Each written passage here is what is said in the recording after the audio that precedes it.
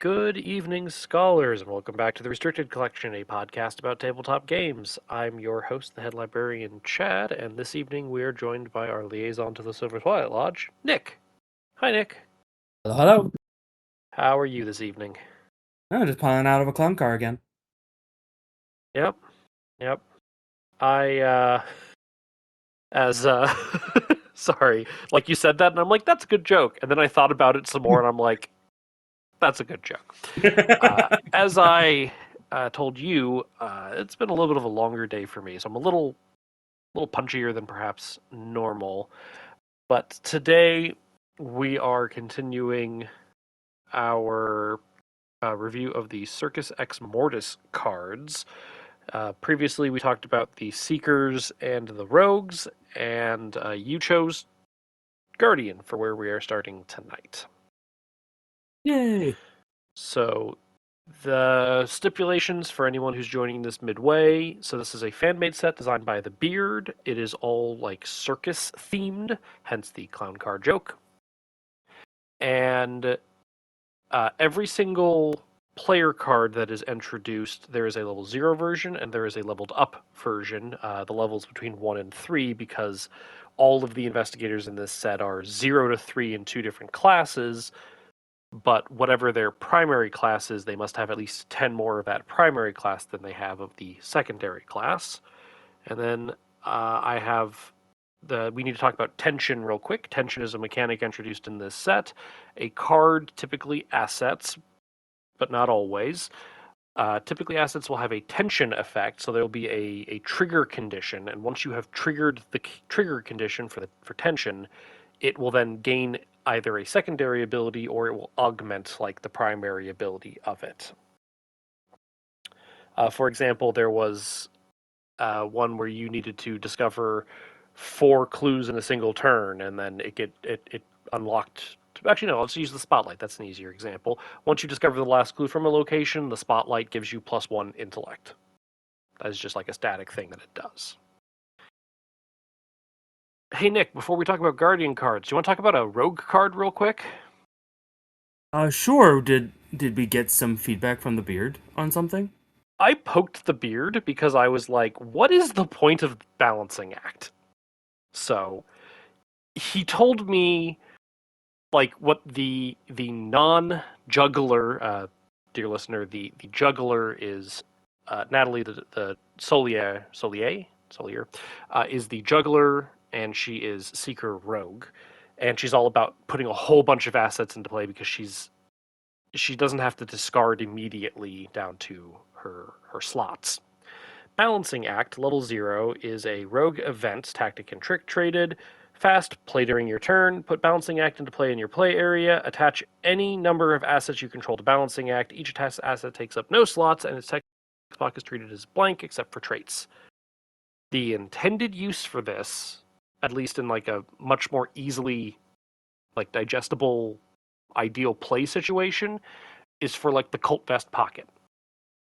You Okay. throw the Cult Vest pocket out, you shoot a couple of shots, and then you use Balancing Act to remove it from play, kind of, or blank the text box so that it doesn't discard itself at the end of the round, and then you have it for next round. Okay. I mean, that makes sense. It makes sense, but I'm like, what is the use case for this outside of Natalie? He's just like Colt Vest pocket, and I'm like, that makes sense. Yeah. I figured it had to be something like that. It just. Yeah. So if you're running Cult Vest Pocket or Lupara for a similar example, it's good for that sort of thing. There's not a lot of effects like that, so it's a niche combo piece, but I can't say it's bad. Yeah. Sorry, 1 second. I'm looking at a card quick because my brain is also thinking of. Okay, never mind. Also, wait a minute. Lupara does bonus fight and bonus damage if it entered play this turn. It would not trigger that again because it would still wouldn't be that turn. Yeah, I was just checking. Yeah, I had thought about Lupara too. Um, it does work with some silly things, like Dexter can use this because it is a Oh card yeah, that self discards, so he can like do weird things. Like, and if you have things that can put Doom on cards in your play area, like balancing act self discards. So there is that as well. So there's other niche examples. Like there's things. I just was curious if there was a reason to use the effect that it do does. the it's still attached, and if you, I'm just thinking. I know this isn't exactly what you were saying, but I'm like, oh, if I had a card with Doom on it, or card with token sealed on it, Hmm.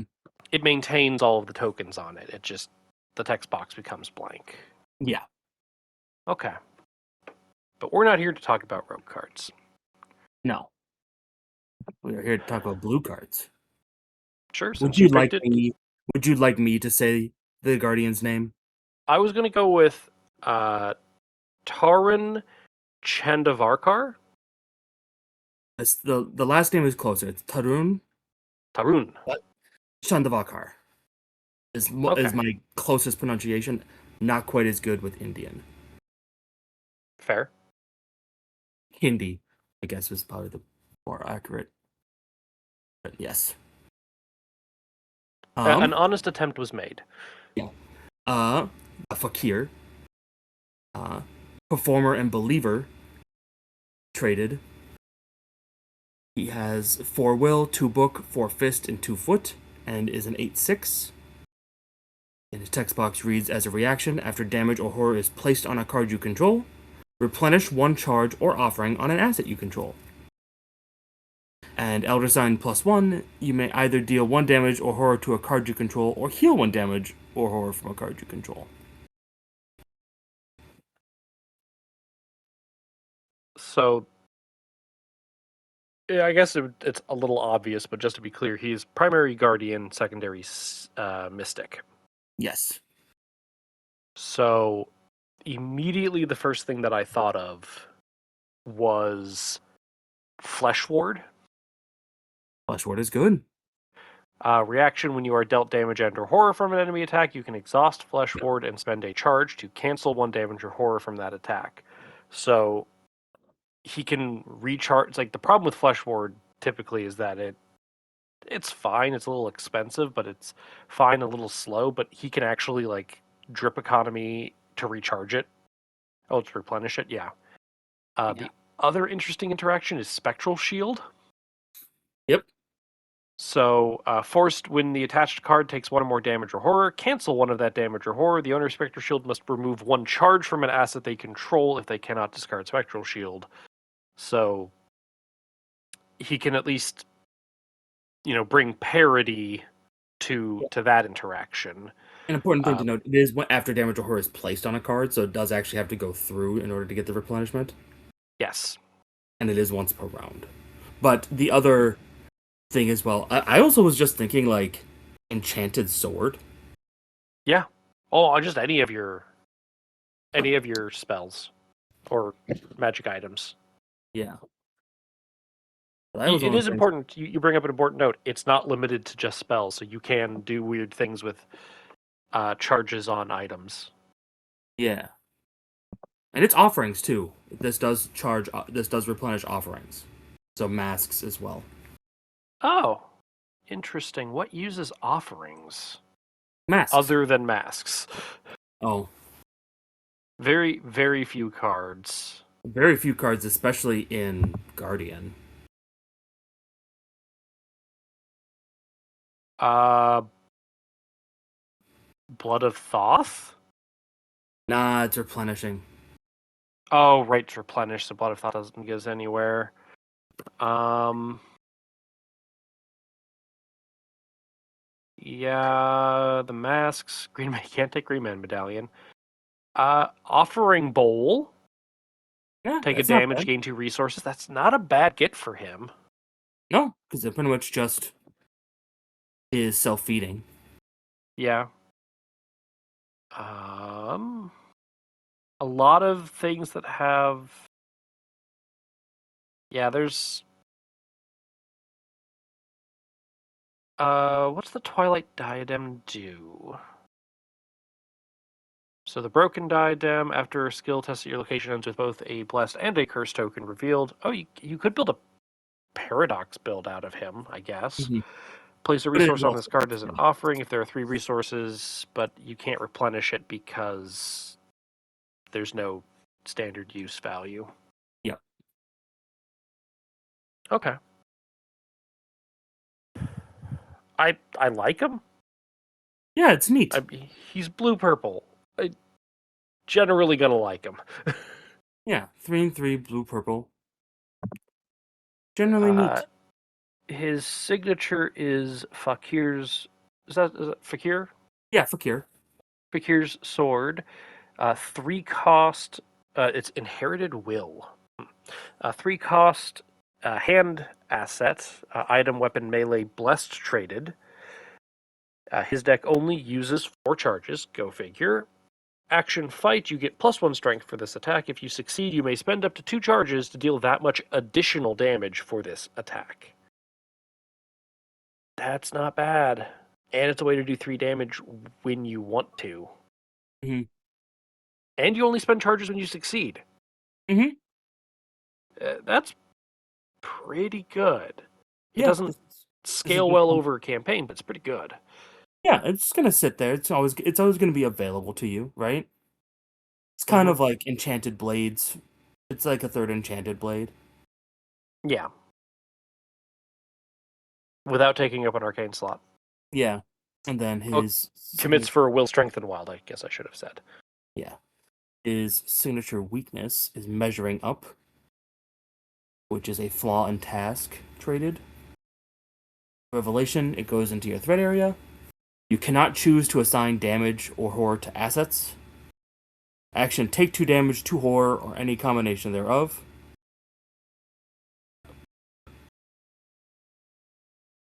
Weird, weird phrasing. To discard measuring up, you cannot trigger Tarun's reaction ability while resolving this ability.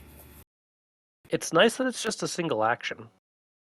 Yeah, I feel like you could have just said take any combination of 2 damage under horror. Maybe it might just be a weird templating thing. Yeah, I'm sure that's what it was.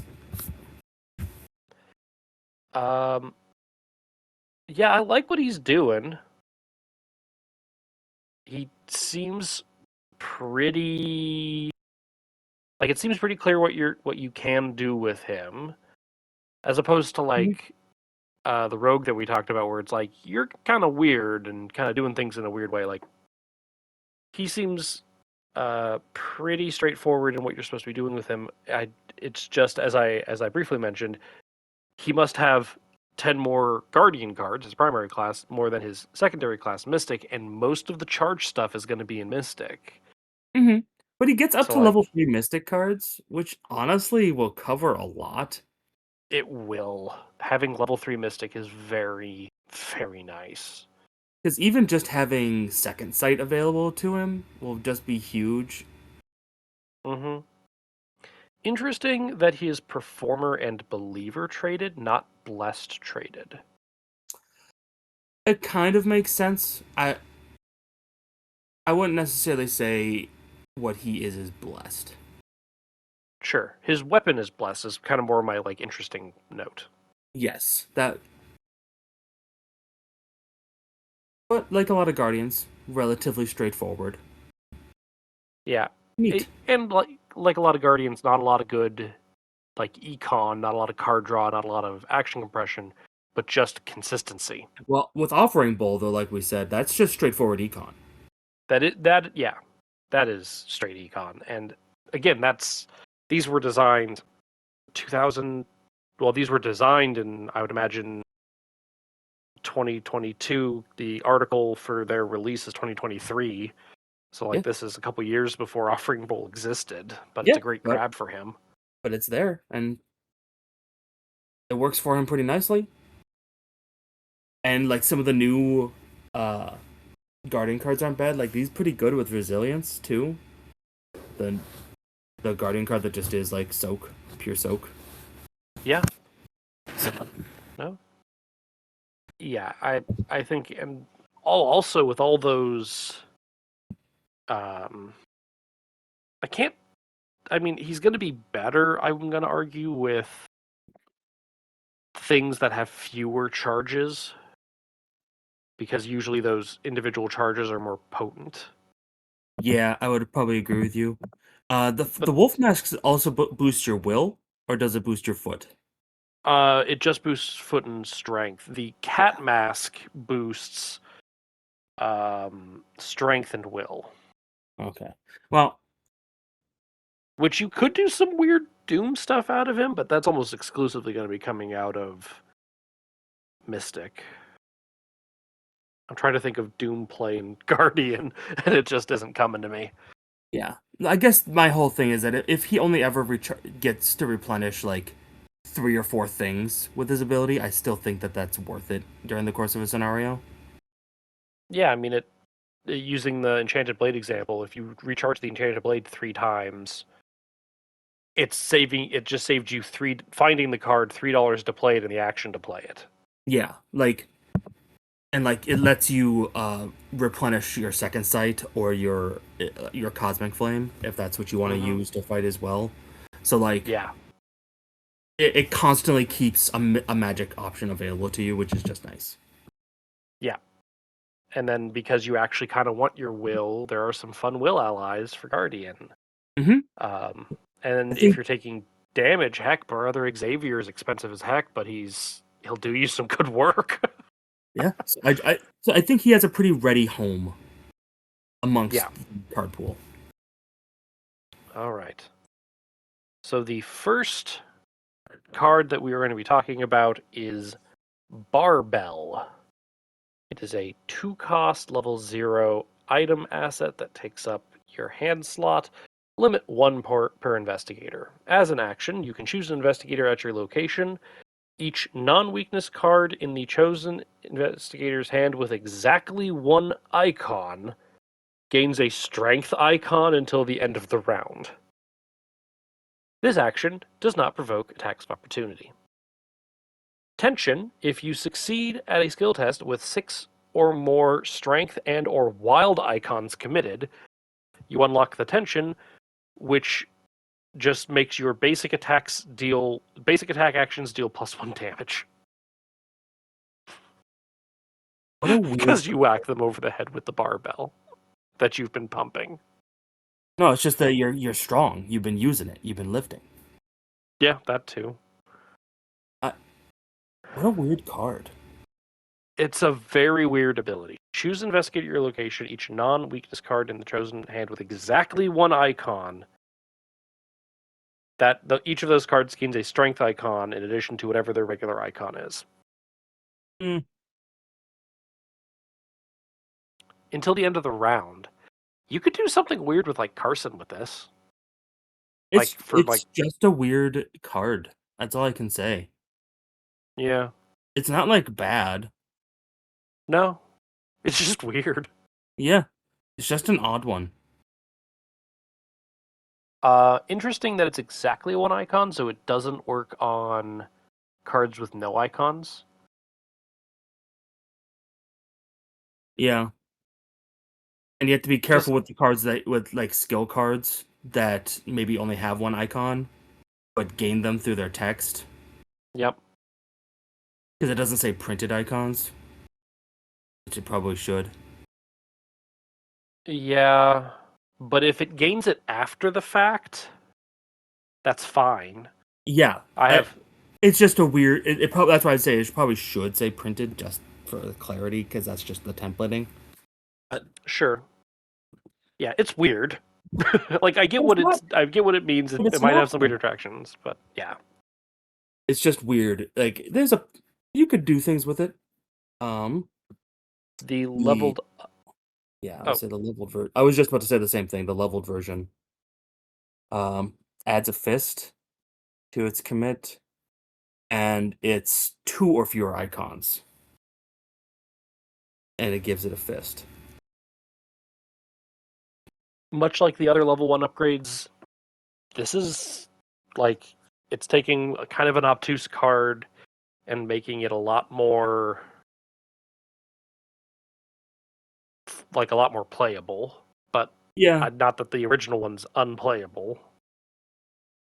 It's yeah. still just This is just. weird. It's just a weird card.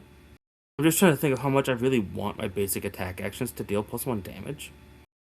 I think this is interestingly good for high strength investigators that are off class guardian. Okay. I'm trying to think of an example of that. So there is a world where you could do this with like a William Yorick, Sure. and then just try to mainly fight with your basic attacks and do that. Sure. I'm not saying it's better. I'm just saying that that's an idea. Also, if you put this in York and you use brute force only has one printed. Right, that's brute force was the main thing I was thinking of, and then you just go through the whole thing where you're looping brute But forces. but I think it would still work, even with the level 0 version, because brute force only has one icon on it. You give it a second fist, and then when you commit it, it gains 2 more.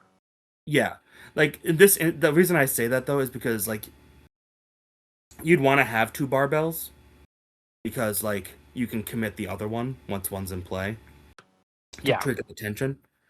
So, and for 1 XP, you could just upgrade them both.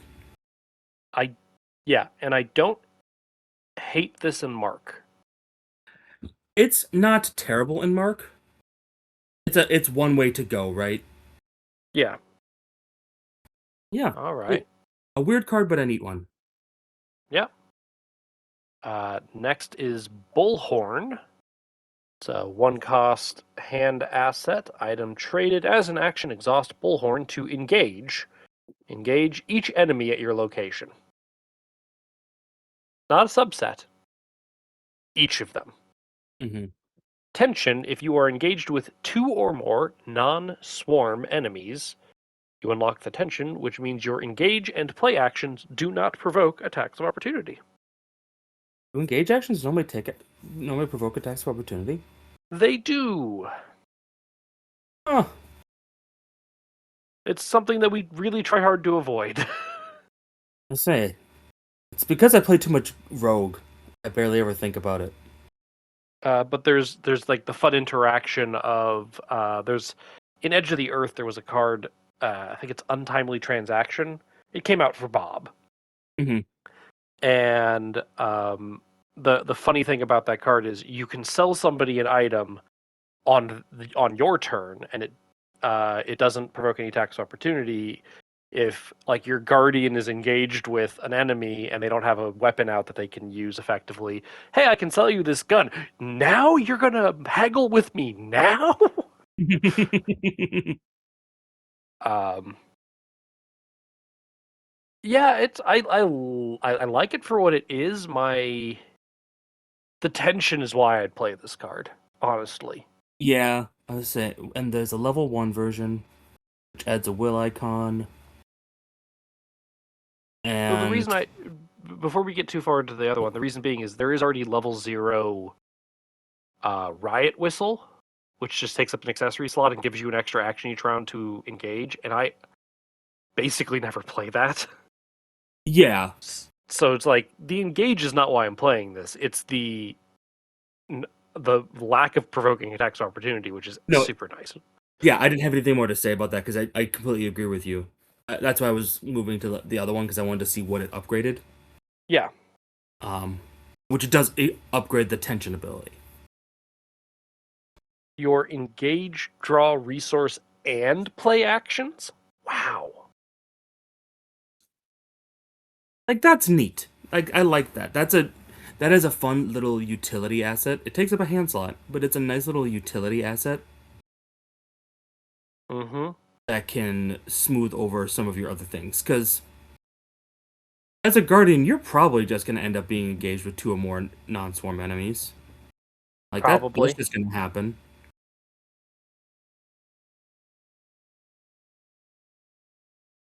That's neat.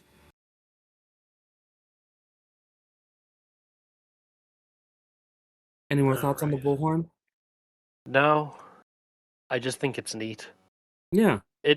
There's a lot of cards that we've looked at yesterday when we recorded and today where like these are neat. I can't say there's anything wrong with them. They just fit in a particular way. Yeah. And for the deck that wants it, it's great. Our next asset here is the Chakram. 3 cost item weapon and ranged.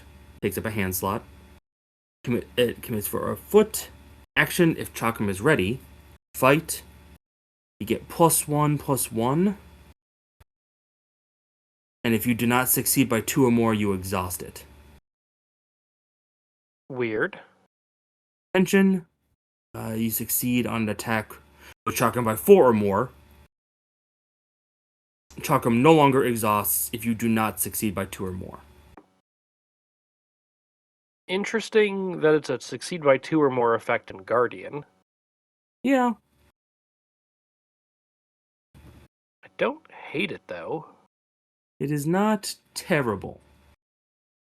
It's interesting because this is before they like standardized melee weapons to exhaust for effects. So it's interesting that this is a way to tackle that issue before that existed. Mm-hmm. I don't mind it. No, I don't think it's bad. I It's don't just think it's +1 bad at all. +1. It's not doing anything fancy. I like it. Yeah. The level 2 adds a fist to the commit. It does +2/+1. And is that it? I think it's otherwise the same. I also don't hate this. Like Yeah. for 2 XP, the +1 to hit and the extra icon. It's nice. It's still It's very consistent. yeah, it's very consistent. It's probably fair because it's effectively a melee weapon. I know it says Mm-hmm. ranged. Yeah, it's important for very few cards that care about that, and I kind of wish they'd bring some more of that back. Yeah. But But otherwise it's fine. mm-hmm. Next is the Invisible Wall, which is an arcane asset, ritual and paradox traded. Commits for a will, uses 3 charges. When a non-elite enemy would move to your location, you can spend 1 charge to cancel that movement. Because you mimed an invisible wall. Love it. Tension. If you spend the last charge on Invisible Wall gains free trigger, discard Invisible Wall, and draw a card. It's That's guaranteed tension. it's yeah, as long as you're using it. And I ow, just hit my hand on the table. It's interesting that this is a Guardian card because this feels roguish to me, where it's just like, yeah, I just don't want to deal with the enemy. But Yeah, but that's cool. I like it. And if you're using it, it replaces itself. In a Yeah. sense. Huh. What The is the upgraded upgrade? version. Sorry, did you have more to say about the level Nope. I 0? was literally it was just saying what does the upgrade do? The upgraded version gains a strength icon for its committing. It's still 3 charges. It now cancel. You spend a charge when an enemy would move to your location to cancel the move and deal a damage to the target enemy. And the tension effects is when you spend the last charge from it, you can then free trigger discard it to draw 2 cards. I just think that's a good card. That's just a good card. It's interesting. It lets you manipulate enemy movement. I know I described it as roguey, but like you are shielding yourself or your friends. Mm-hmm. Yeah, it's fun. I like it. Yeah.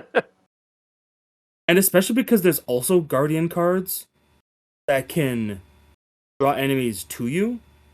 Mm-hmm. Oh, so you can draw them to you, block them, deal them damage. Yeah. And Stop hitting yourself. Stop hitting yourself. yeah, and that doesn't this doesn't exhaust, so you can just keep doing that. Hmm. That's neat. I like that. Yeah, the art's fun too. It's just like a face smushed up against like a glass pane. Yeah, it was. I particularly enjoyed that. It's also fun that it's paradox traded. I, After having met the beard, I can be like, I can particularly tell that he enjoyed. There are certain little bits of flavor that I'm like, I'm pretty sure he enjoyed that little bit of flavor being added to that. Hmm. Our next card here is the marching drum. 2 cost accessory, item and instrument. Reaction after you enter location, exhaust marching drum, choose an investigator at connecting location, and move them to your location. Inverse safeguard. Yeah. And attention, you enter a location with 2 or more total non-swarm enemies at that location and or treacheries attached to that location. And it gives you +1 foot. That's fun. You march into combat, quote unquote. Yeah. That's fun. I That's like it.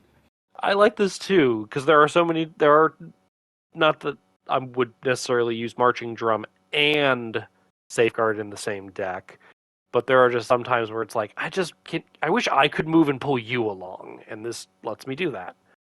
And the guardian accessory slot is not heavily contested. Yeah. And like I also like that it effectively moves them afterwards too, so like you will just tank the enemies for them. Hmm. There's just a lot of use there, and I like that.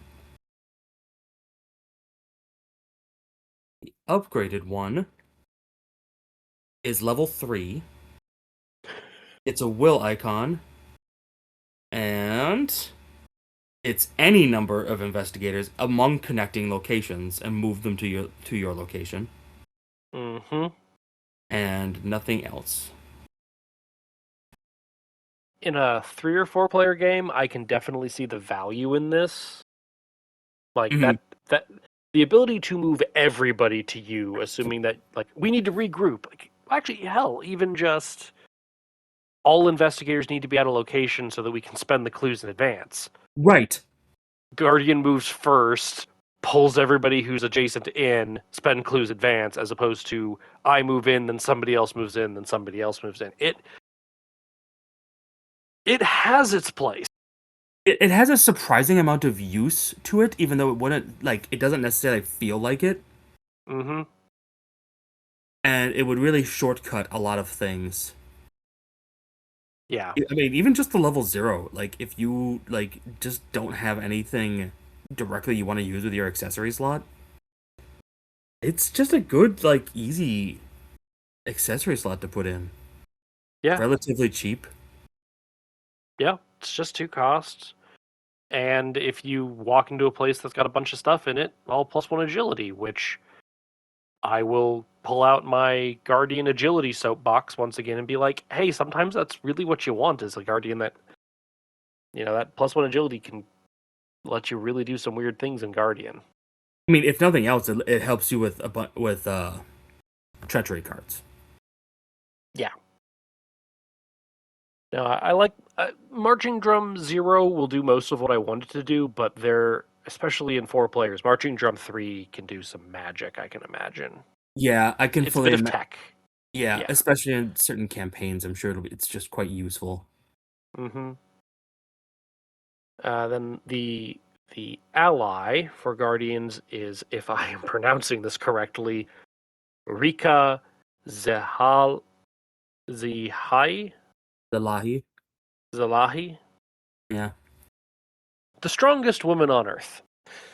I can read that. I know how to pronounce those words. Asset, ally, performer, and wayfarer traded. She commits for a strength, and she has 3 health and 1 sanity. While she's in play, you get +1 strength. Go figure, she's the strongest woman on Earth. Reaction: when a card is committed to a test that you are performing, you can exhaust her and deal a damage to her to double the icons on that card. Hmm. The tension effect, your strength value is 12 or higher during a skill check. You can then ignore the cost of dealing damage to her for the above reaction ability. Neat. Mm-hmm. With a lot of the icons that we've been seeing, I shouldn't say a lot of the icons, each class has thus far had like an icon-heavy card, and I imagine Guardian will as well. Just doubling those icons could be nuts. Yeah, and just like it's just it's surprisingly not hard to get that up to 12 for a No, Guardian. Just like just in the middle of an attack, you can easily just commit a skill card and double it. barbell. Barbell's there, just like any like skill card that's going to give you +3, right? And then suddenly now it's giving you Sure. +6, and now you easily just triggered her once, and then now you never have to deal damage to her again. Mm-hmm. That's that's nice. The upgraded version is still 4 cost. She's still the strongest woman on Earth. She gained an additional strength icon for committing, and she gained a sanity soak. You get +1 will in addition to the +1 strength. And now, when a card is also, to be clear, it doesn't have to be your card committed. It just has to be your check. Mm-hmm. Yep. So if you committed something to my check, I could double it. But when a card is committed to a test you are performing, you can exhaust her and deal her a damage or a horror to double the icons on the card. And if the tension is now, if your strength value is 10 or higher, you can ignore the cost of dealing a damage and horror to her when using the above ability. That's a good upgrade. Yeah. I also like that this supports Guardian skill play, because we don't have a whole lot of that. Yeah, but it's just useful because like once you trigger the tension, now you're going to be using her to succeed those hard tests that you like. Oh no, a random foot test is gonna hit me hard on the in the Mythos phase, and I'd like to deal with that or various other things. Yeah. Also, to be clear, it doesn't have to be a skill card. It's any card. You just double the icons on it. Yeah, I just figured that that's the way you're gonna trigger the tension. Yeah, that's good. Yeah, I like it. Okay, we go on to the events. And our first one is drumroll, please. A 1 cost event, Spirit and Bold traded. Will and book icons. Plays your first action because it's bold. Does not provoke attacks of opportunity. For the remainder of the round, each time you succeed at a skill test, choose 2 different options, max 3 times. Draw a card, gain a resource, or heal a damage or horror. That's pretty good. Yeah, this is in. I having played this card once or twice. Uh, the strength of this card is when people that aren't guardians get it, like rogues. When rogues get it. Yeah, because you're gonna be able to get extra actions for things more readily, and so you're gonna be able to definitely pretty easily trigger this 3 times, and so you get like 6 effects. Yeah. Like the real power of it honestly was that I was able to one time like just use it for drawing 3 cards and getting 3 resources when I was just like about to go in and going ham on some enemies.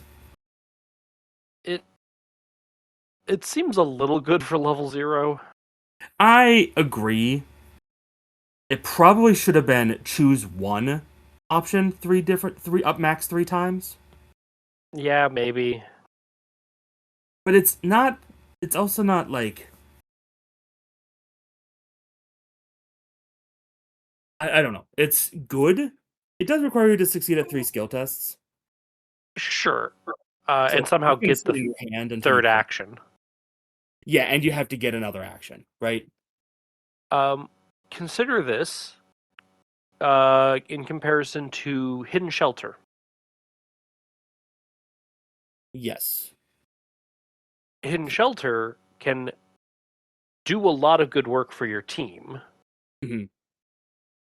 while being a one cost level 0 event. Right. So But actually, that makes me look at this more favorably for its power level. yeah, and that's kind of where I think about it. It's like, for the most part, this is gonna sit in your hand until you're like, I'm about to go and do something, and It's a now I'm gonna. selfish. What was that? Sorry, I was gonna say it's a selfish Hidden Shelter. It's just for yourself, right? Like it's Yeah, it does feel like it should be a rogue card. a little bit, but bold is very much so a Guardian thing. Yeah, and the fact that it's bold and doesn't get fast, I think makes this a tame card. Yeah, The level 3 version gets a wild icon.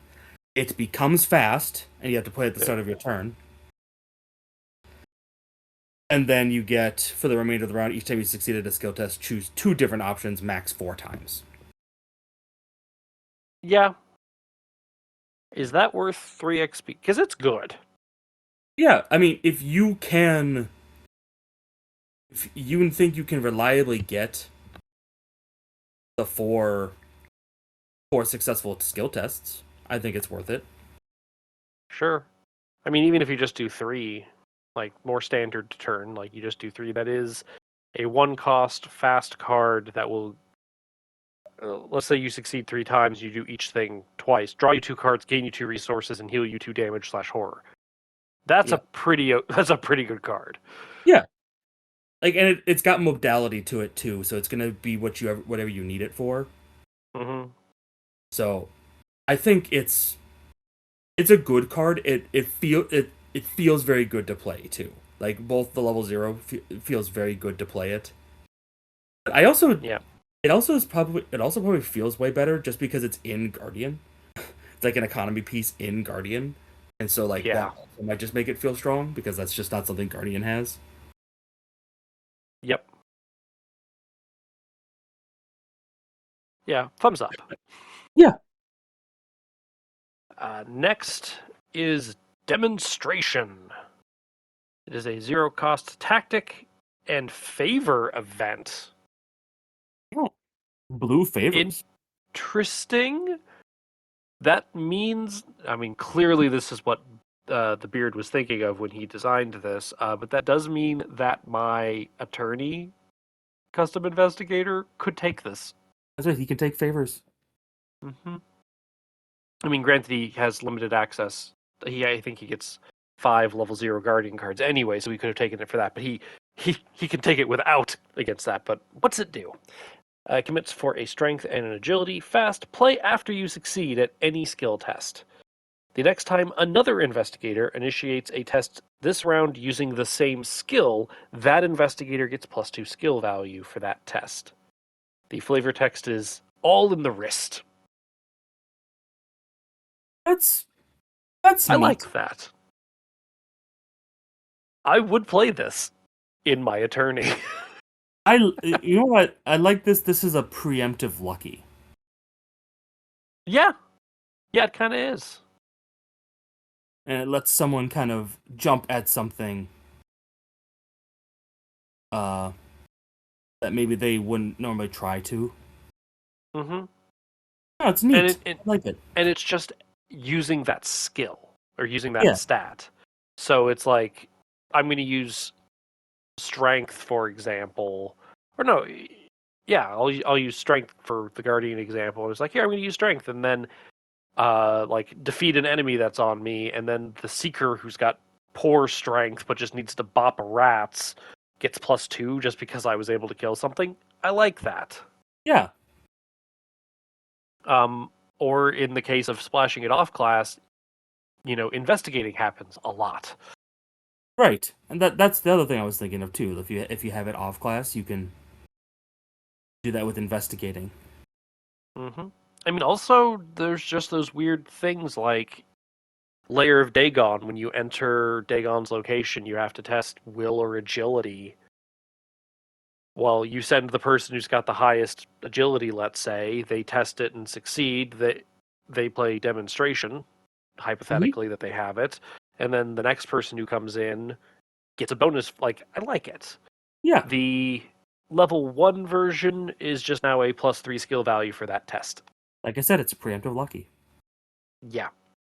Hottest of takes, terrible in solo. Mm. I feel a draft from that hot take. It's a lot of cards, actually. I do appreciate this. I do appreciate the multiplayer cards. Yeah, The Guardian cards have had a very multiplayer focus. It does mean a number of these are not good in true solo inherently, but I do appreciate the exploration of that space. yeah, I like it though. It's nice. Hmm. Our next card is called Light the Fuse. It's a 3-cost tactic event. Commits for a fist and a foot. Attach Light the Fuse to your location. This action does not provoke attacks of opportunity. Tension, the investigation phase begins. Light the Fuse gains fast. Discard Light the Fuse to deal 2 damage to each enemy and investigator at the attached location. You may activate this ability from any location. So you just can't use it the Huh. same turn. But you can lay a trap for people, and you don't have to. You can let it sit there for as long as you want it to. Yeah. So it's effectively a weaker, cheaper, delayed dynamite, Yes. which I don't hate. I don't either. I think this is interesting, especially with the movement tech from the marching drums. Yeah, and the invisible walls as well. Oh yes, good call. Yeah, that's really neat. What's the thing we've been saying recently? We like things that attach to locations and the I, favorable terrain that it creates. I've always been a huge fan of it in games in general, and so I feel like the beard is really must really wanted to explore this space because they're everywhere Hmm. throughout this. And then the level 3 version of this gives it a wild and oh wow, that's okay. There's a lot here. The tension effect changes, not the condition. It gains fast discard at the fuse, deal 3 damage to each enemy, and at the attached location. Each investigator at the location tests agility 3. Each investigator who succeeds disengages from each enemy and moves to a connecting location. And if you fail, you take the 3 damage. Neat. That is cool. I do really like that. Also, the level 0 flavor text is you were expecting a human cannonball, and the level 3 is it was a human cannonball. Okay. I missed that. uh yeah, same thing. It's a delayed dynamite, but you have some play around it, and it does some interesting like I could absolutely see an instance where the Guardian leaves this behind, the Rogue stays there, and like uses it to dodge out and And get a disengage free and move out of it. move. Yeah. Yeah. And any investment, The and only you can activate that from any location. So that's still only a you thing, but yeah. Also, yeah, it doesn't. It's just any time, just any free trigger you can just blow yeah. up. Interesting to note, though, if we're looking at the order of operations, is it's deal 3 damage to each enemy at the location first. Hmm. So whatever survives that, you then get to maybe move away from with the agility check. Yeah. I Uh, mean, obviously, you're probably gonna try and avoid taking that test, but it's there. it's there. Next is Live Dangerously. Speaking of human cannonballs, there's one pictured. It's a spirit and bold traded event. Play when your turn begins. Put Live Dangerously into your play area. After an enemy attacks you, even if that attack was cancelled, draw a card or gain a resource. If that enemy had 4 or more health, draw an additional card or gain an additional resource. So if it has 4 more health, you would either get 2 cards or 2 resources because of the additional text. Forced at the end of the round to discard Live Dangerously. Guardian Econ. I do appreciate the Guardian Econ. I do also appreciate that it's enemy focused. Yeah, I think this is a neat card. Mm-hmm. It's a little frustrating that it takes an action. No, it doesn't. It's fast. Never It's mind. fast. Yep. It's fast and costs 0, so As long as you're taking attacks, yeah. To which, me, this is really good in like a Thorns kind of style deck. yep. Yeah, live dangerously. Yeah, I think that's probably where its best home would be because it's pretty much just gonna help you cycle through your deck for more things. Yep. And just get you money for taking damage, or just get you money for taking damage, which I love. Yeah, The level 3 version gains a wild icon. Same thing about being fast. Play when your turn begins. Put into play in your threat area. After an enemy attacks you, even if that attack was cancelled, draw 2 cards, gain 2 resources, or any combination thereof. If that enemy had 4 or more health, draw an additional card or gain an additional resource. for this one you can get like a card and 2 resources, or 2 cards and a resource. Yeah. Is that worth 3 XP? Um, Because it's bumping the initial payout for every time you take an attack to 2 cards / resources, as opposed to just 1. And if the enemy has 4 or more health, then it gets you an additional +1 of damage or of card or resource. here's how I'd put it. How much if you were gonna how many upkeeps would you need for this to be worth 3 XP? 2? Like just to draw a card and gain a resource? Would that make it worth it? Yeah, 2 or 3. If I'm putting 3 XP into this, like I want it to pay me something good. So I'd probably want 3 upkeeps. Which is doable. It's a little bit trickier, but you can. Like I said, I I mean, think that's why I think it's good in a Thorns deck. When you're like when you're planning on and expecting to like take yeah, hits, it's always gonna like hit. sure. I'm just like looking at level 2 emergency cash. 3 resources and a card. Granted, it takes an action. Yeah, and let's be honest, level 2 emergency cash is probably undercosted XP wise.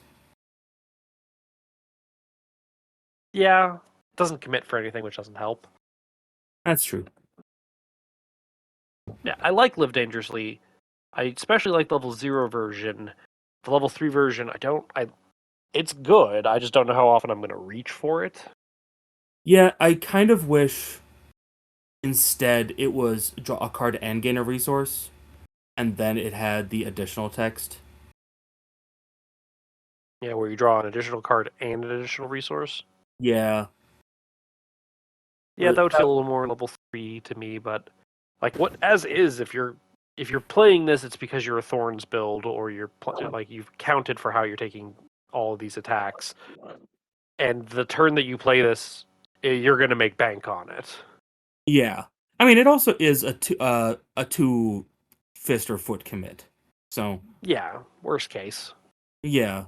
So, in a more situational card like this, I'm fine with thinking that since it doesn't cost anything to play it. So it's like it's gonna sit in your hand until it's time, and then it's there if you need it. It's fine.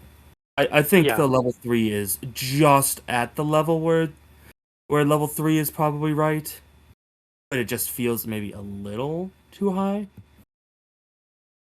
I mean, I think I don't I think think there's it a would also had decreased the enemy had if it was the enemy had 3 or more health. yeah, that would feel a bit better. Just a little something. Yeah. Maybe it's just to keep it out of splash range. That's what I would really think it would be. Is the best thing for it is that it just keeps it out of uh Oh yeah, because Diana hands. can't take it. Yeah. Which That honestly that is would probably for the best.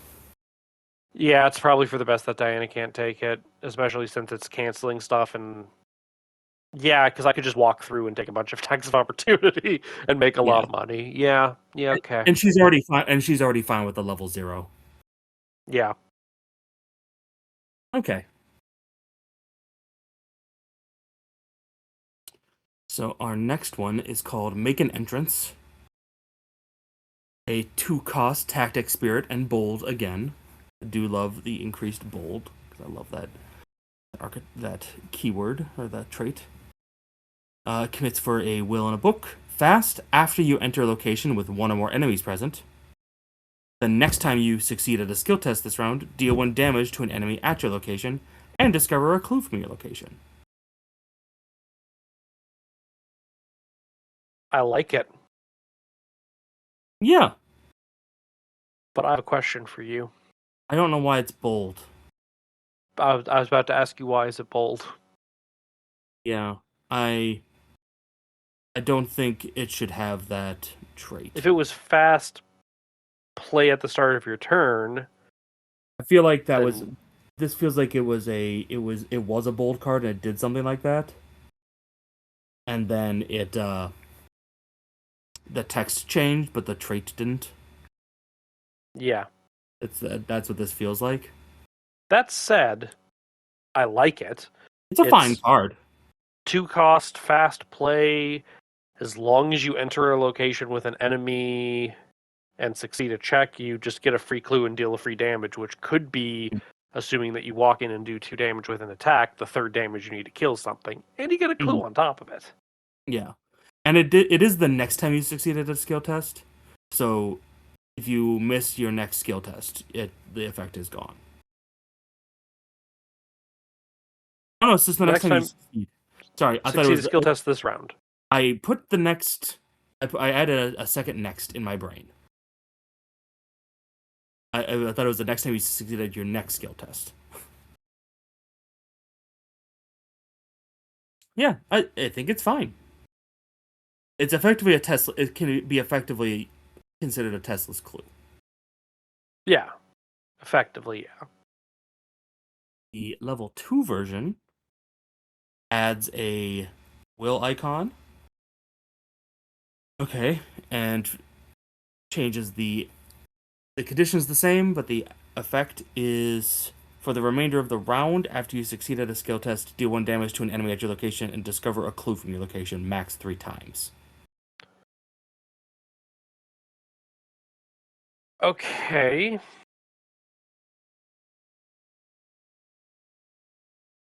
Okay. I mean, for 2 XP, that's pretty good for 2 XP.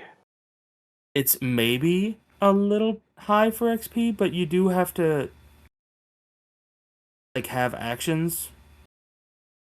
Yeah, but like if you can, for example, safeguard behind Yeah, somebody.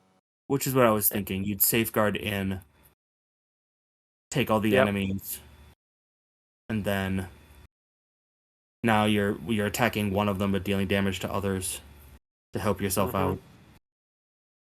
And then getting clues.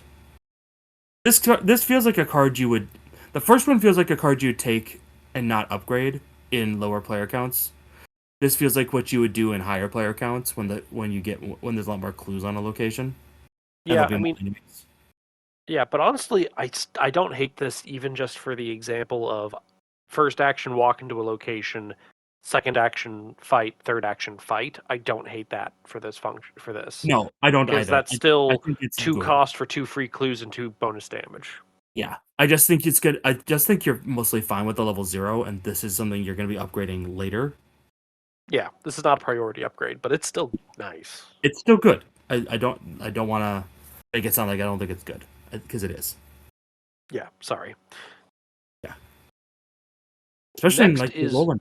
Sorry. no, go ahead. Yeah, I was just saying in your Roland deck, it's also quite good because you're gonna Yeah, get it's extra clues. Stupid. It's stupid. And, like, just how many things can I compress into moving and attacking? And how many clues can I compress into one attack? Yeah, I kind of love that Roland deck. If that wasn't obvious, but yeah, no, that's a great card for that Roland deck. Especially, I've primarily, actually, I think I've almost exclusively played that for true solo. But if I want to scale that deck up for multiplayer, this would be a way to do it. Yeah, that would be a good way to do that. Yeah, because it's one of those things where it's like, yeah, I could bring it to like Arkham Con or something, but like the whole point of the deck is that I'm like able to churn through locations quickly. Mm-hmm. And if a location has like 2 clues on it, I can churn through that pretty okay. But if it's 2 per investigator clues on it, well, it's like, okay, well, I can only run so fast. Right. But yeah. Next up is Ritual Cleansing. It is a 2-cost Ritual Blessed event. If it's a ritual event, There's a couple of those. okay. I might do a quick search for that in a second. Fast, play when the round begins. Choose an investigator at your location until the end of the round. When the chosen investigator reveals a Skull Cultist tablet or Elder Thing token, ignore the effects of that token, except for its modifier. Huh. Purity of purpose requires purity of spirit. Hmm. That's actually really clutch in certain situations. Like, it's niche, but it's so clutch in certain situations. Yeah, just if certain symbols are going to wreck someone's turn, and they're Mm-hmm. about to make a bunch of tests. But you have to do it at the beginning of the round. Yeah, this is one of those things where you're since but you can choose yourself. Yeah. So it's one of those things where you just know certain symbols are going to be rough. And if you draw them, it's like who knows what'll happen, and you can just like there's a lot of times where like the cultist is like reveal another token, but it doesn't have a modifier, and and like you have a couple of those cultists, and like well now those are zeros. Yeah. Well, no, Oh, yeah. No, I see what you're saying. Sorry, I was, while processing what you were saying, trying to look at not mystic, ritual events. Go figure, they're mostly mystic. Yeah, but they But exist. they exist. There's a handful of them. Funnily enough, all of them are, huh, all of them are Scarlet Keys, sorry, Edge of the Earth or after, except for Sacrifice, which came out in the Forgotten Age. First Oh, well, mystic, or first ritual event. there you go. Upgraded Ritual Cleansing, which is just level 1. It's the same commits, a will and a strength. Fast play when the round begins. Choose to investigate at your location until the end of the round when the chosen investigator reveals a Skull Cultist tablet or Elder Thing token. Ignore the effects of the token, except for its modifier, and heal 1 damage from that investigator or an ally asset they control. Hmm. So now it's making me think about wanting to find those tokens, which makes sense if it's for our Fakir friend here. Then it's, yeah, you could do like a token searching build where you can then heal off of it. I feel like the level 1 version's way more niche. It is. I don't think you are taking it very often because the first card's already niche, and then this just makes some sustain off of it. I mean, I don't mind it. Yeah, you just need to be hunting for symbols with it. Yeah. Um, and on top of that, you need to be able to be getting the certain symbol. So I Oh no, it's all symbols. It's Oh. all of them. I was just processing that as well. It's all cultists. It's all cultist tablets and elder things. Oh. That changes the math It just completely. turns the symbols into numbers Yep. effectively. Yeah. Oh, There's well still that's symbol different. tokens for the purposes of all like things that, but like put a Katya in the deck and like that's going to do you some good work. Yeah, I was about to say, okay. Well, that's something. Yeah, I like it more. I liked it before, but I'm like, oh, Yeah. this isn't just defiance. This is like uber defiance. Yeah, that's neat though. Okay. Now that level 1 is a little bit better. Okay. Sorry, just looked at the next card. Uh, which Oh, I love is the next one. I love it too. It's called Slapstick. It's a one cost spirit and fortune event. Commits for a will in a book. Rex Fast, can't take it.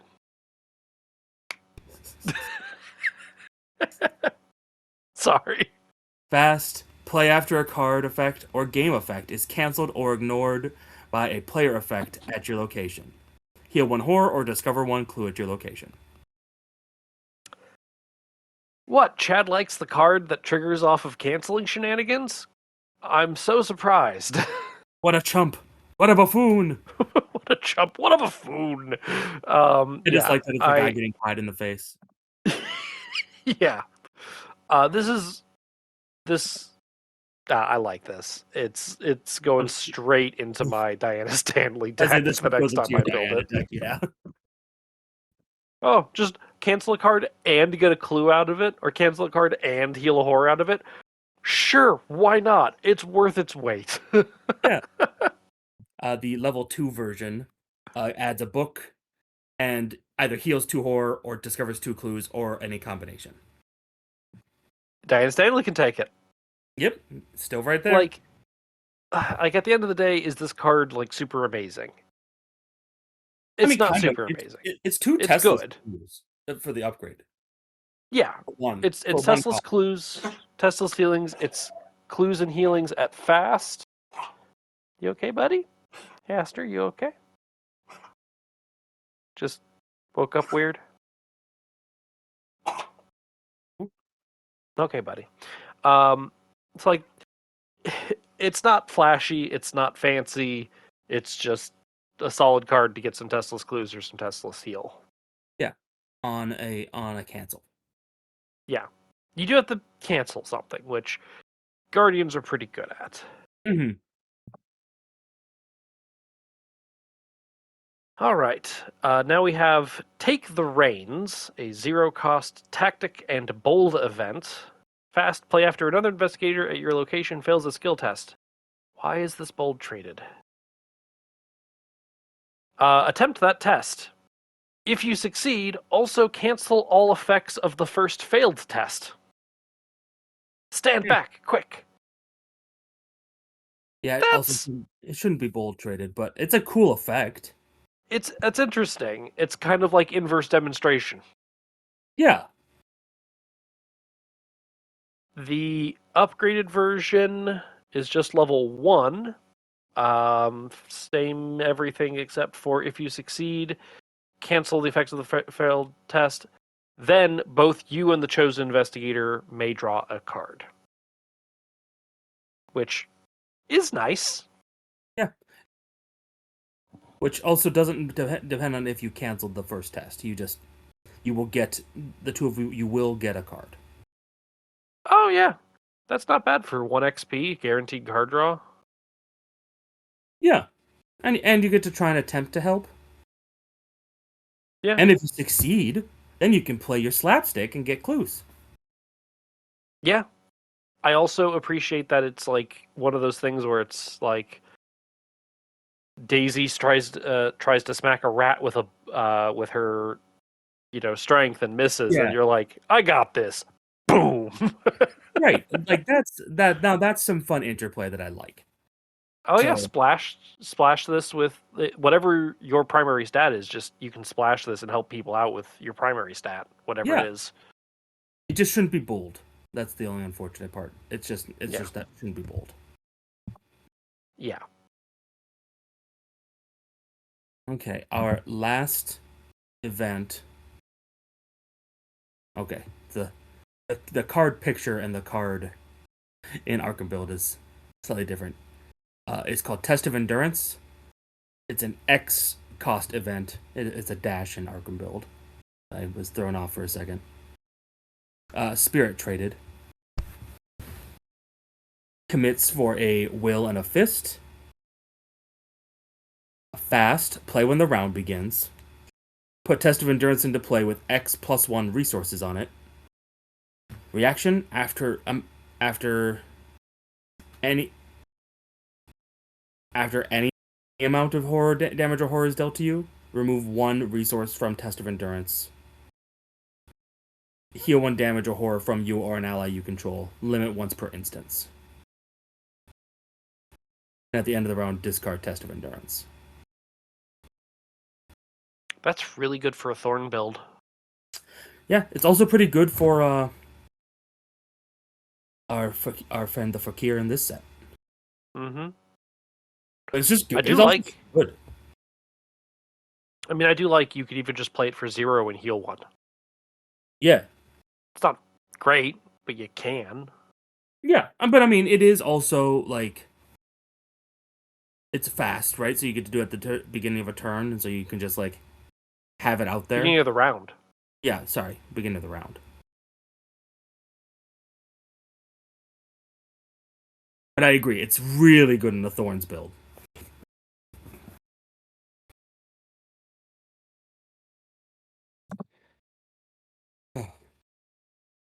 And then the level 2 version adds a will and a fist to its commit.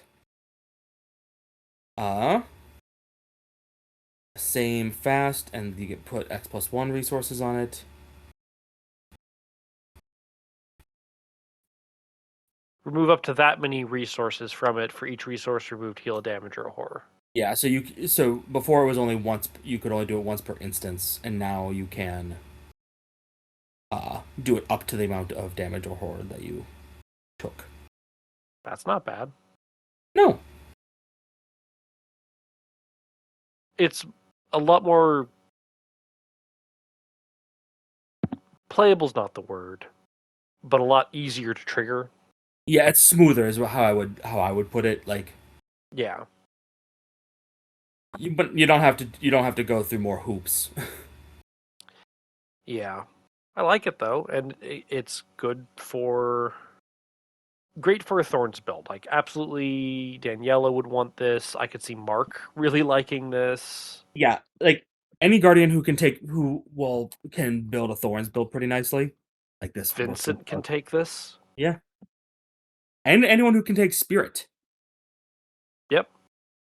So, Carson. Not Carson. Calvin. Calvin. Yeah. So. Sorry. Which is not bad on him either. So. No. All right. Skills. We have the Guardian. I'm just going to call it the stat ball skills, or the lots of icon skill. Yeah. So there's 2 will and 2 strength. If you drew a treachery this round, bravado gains an additional will. If you drew an enemy this round, bravado gains an additional strength. A challenge this meager is almost insulting. Honestly, I'll say honestly, probably one of the better one of the 3. It's probably the best one because it's always relevant. Yes, that is kind of my thought too. Is it's kind of always relevant. It's like you got a will check that you need to do because you drew a treachery card. Congratulations, this is giving you 3 icons. You have an enemy instead that you really need to deal with. Here's 3 strength icons. Like it's very straightforward. Yeah. Ooh. Okay, this is not. I was predicting that if it was a treachery, it would give you will or agility.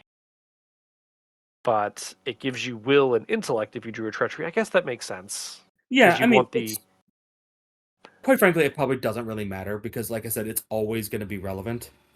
Yeah, so but the question is whether or not the book or the foot is active this time around for 3s. Yeah. But the level 1 version is a will, strength, and 2 wild. If you drew treachery, it gains a will and a book. If you drew an enemy, it gets a strength and an agility. Yeah, it's just a lot of good icons.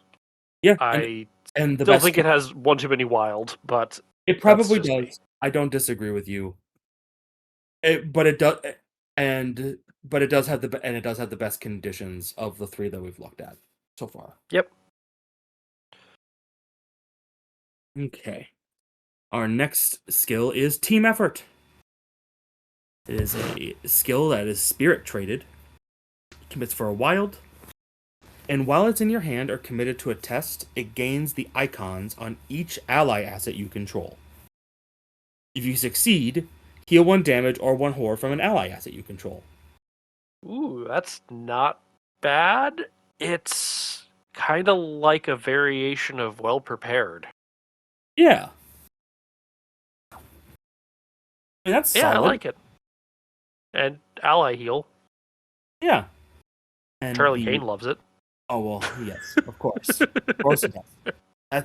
This is a massive skill for him. And the level 2 card,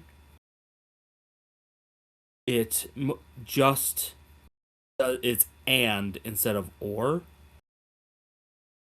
For healing a damage and a horror. Yeah. Yeah.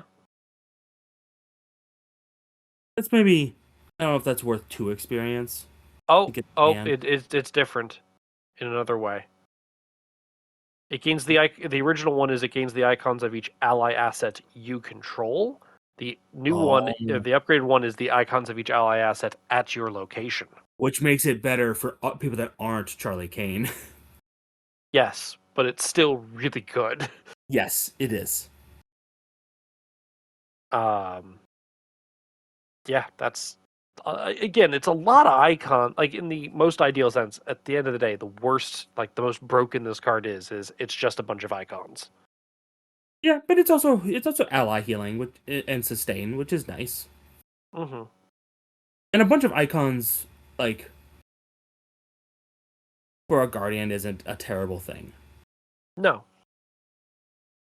I guess it's more just me like checking my like, oh, I think this is too many icons. But I'm like, if it's just a card with like a bunch of icons, like yeah, you're gonna succeed the test, but like it's not doing anything crazy beyond that. Yeah.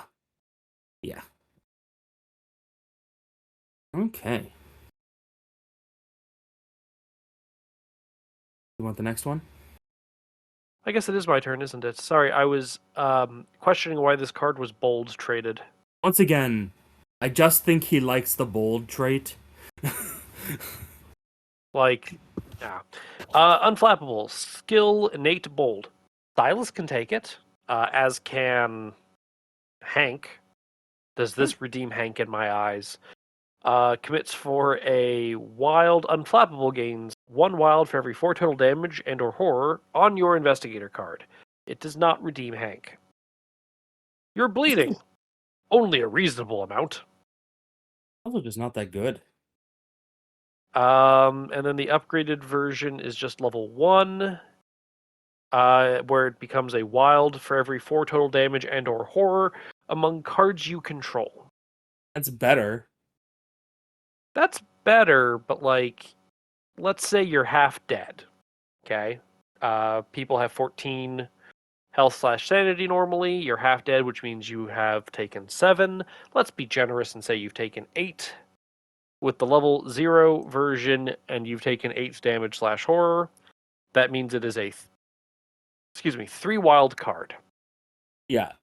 The level That 0 is a bad card. not great. It's not bad. It's just not great. No, I don't think I should have to be taking 4 damage and or horror to just get an unexpected courage. That's fair. Like if this card Um, was too wild and then had that, I guess that's something. But like that's yeah. just unexpected courage with a little bit of upside. But level 1 at least like plays into like the guardian shtick of having a bunch of things that have like damage and horror on them that you can just soak. Mm-hmm.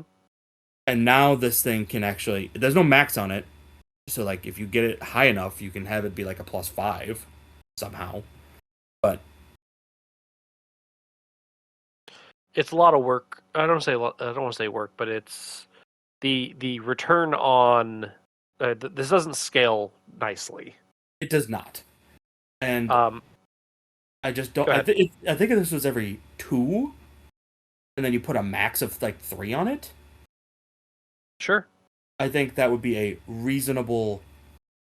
I think this would be a reasonable card. There is a small issue with this card. What is it? So it's a fan card called Unflappable. Oh, Subsequent to this card coming out, in Chapter 2, Carolyn Fern's deck got Unflappable. There are now 2 cards in this game named oops. Unflappable that do different things and are in different classes. Oopsie. I mean, the devs don't play fan stuff, and this came Yeah. out before Unflappable. I'm just being a sassafras. Yeah. Huh. Oh well. The secret So, what one do you think probably. about? The secret one would probably get more play than this one. What do you think of the Guardian cards? Overall, pretty good. Yeah, The events are I quite good. the events are the events are where I think it shines the most. That said, I still like Invisible Walls good, Marching Drums good. I really like a lot of the events. They just do interesting things. Yeah, I think there's a lot of good in the Yeah. blue cards. I was just scrolling through the events and I'm like, which one is my favorite out of these? Oh, drumroll please is great. Oh, but demonstration's so fun. Live dangerously is interesting. Make an entrance.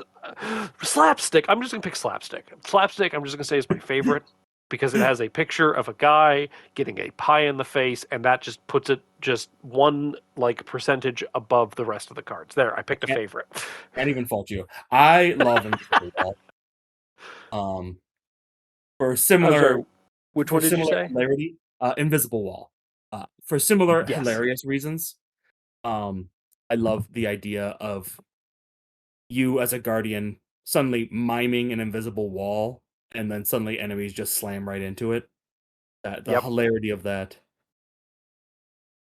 uh, is will tickle me forever. Yep. It I also I means that I mimes are true magic yes. in the Arkham in the Circus Ex Mortis world. And the real Yes. world. Mm. They use the Force, Nick. They make objects appear out of thin air that are invisible. Mm. Mm.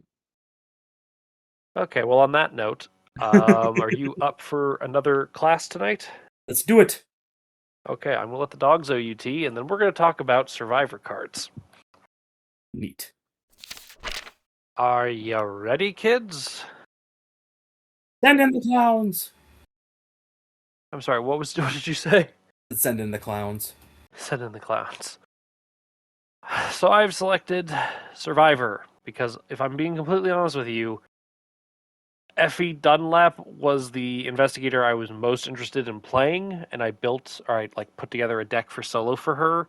But I'm like, I just don't think this is going to work as well. I feel like I need to play her in a 2-player or more setting to like get a feel for her before trying to build her solo, which is why I ended up with Natalie as my first play That seems of reasonable. of these investigators. But Effie Dunlap, the clown, performer, and dreamer traded 3 will, 3 intellect, 3 strength, 3 agility, 8 health, 6 sanity. Reaction: after a non-weakness asset you control leaves play, play an asset paying its cost. Limit once per phase. Whatever weird shenanigans you want to do with that. Elder Sign effect +1. You may choose an asset in your discard pile and shuffle it back into your deck. The joke may be on us, but we're the ones laughing at the end of the day. And I can't remember if I said this or not. She's the clown.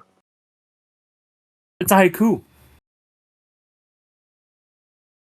Huh. It is a haiku. The joke may be on.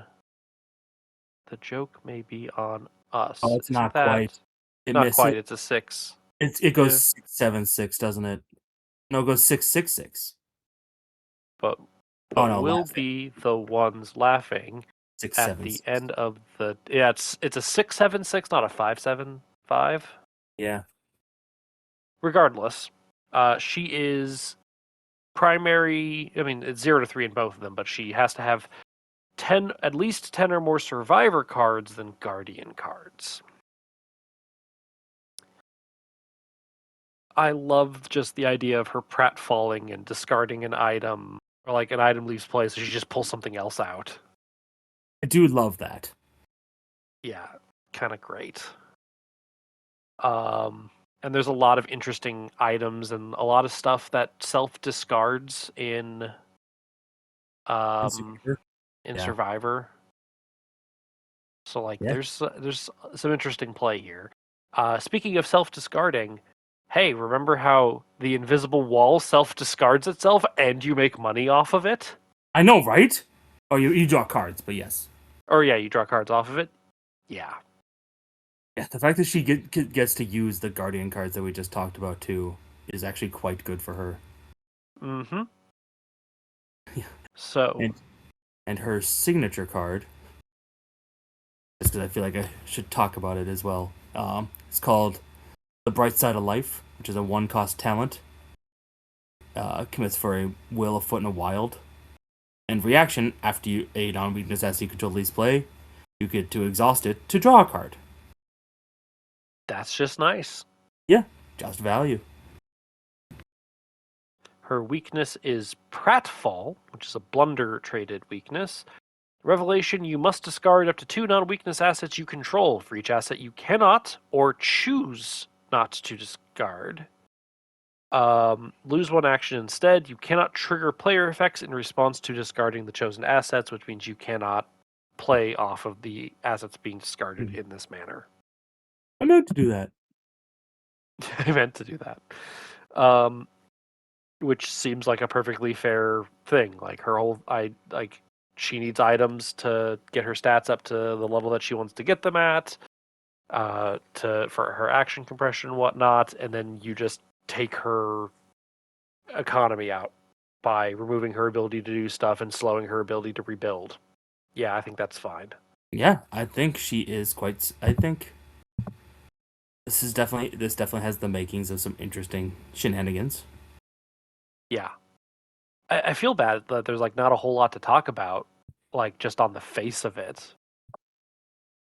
But I'm Yeah, just like, yeah, like but there's lanterns after you. lanterns, matchboxes, bandages, Matchbox, bandages, shovel.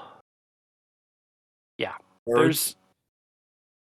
there's the old key ring. Yeah, just like that's just to name a few things that would just be like good. Yeah, the real trick that I can imagine being a problem is the economy, like the money side of it, like the money Yeah, and cards, I should say. that's the real question, right? Yep. Okay. Well, let's go on to the assets, shall we? Please note while we're going through these that some of these might be good for our acrobat friend from the rogue class. That's also true. Our first asset, Jesus, is called Baleful Laughter, a 2-cost asset that is spell and curse traded. It is cursed in Survivor. Not unheard of. It's not very common. No. It commits for a will. It does take an arcane slot. Uses 4 charges. Reaction. After a non-elite enemy at your location is evaded, spend 1 charge. That enemy does not ready during the next scout peak phase and gets -1 horror until the end of the round. Um, Oh, oh, okay. I guess there might be some useful things to that. Like, why does the -1 horror matter if it's evaded? there might be certain enemies that have effects based off of like the total horror on enemies or various other things like that. Sure. It I was just thinking the same thing. It's weird, but there might be some benefits to it. There might be cards that ready enemies that, Sure. that do that, and then suddenly now the -1 horror is relevant again. Uh, does have tension. Uh, the condition being there are 2 or more exhausted enemies at your location. Then it gains discard Baleful Laughter and heal 1 horror from each investigator and ally asset at your location. That's funny. That's funny. Yeah, Like you and your friends standing around the evaded enemies laughing at them and healing horror. That's yeah, great. yeah, because yeah, yeah, Uh, for that's not bad. for future reference, there are 3 cursed survivor cards. Butterfly Effect and Shrine of the Morai are both blessed and cursed traded. So the only exclusively cursed, I should say, a cursed card that is also not a blessed card is Blood Will Have Blood. Ah, I do like that card. It's a peculiar one, but It always feels like I should be able to do something with it. Um, yeah, and then the level 1 adds a foot to the commit, it gives it another charge, and that's it.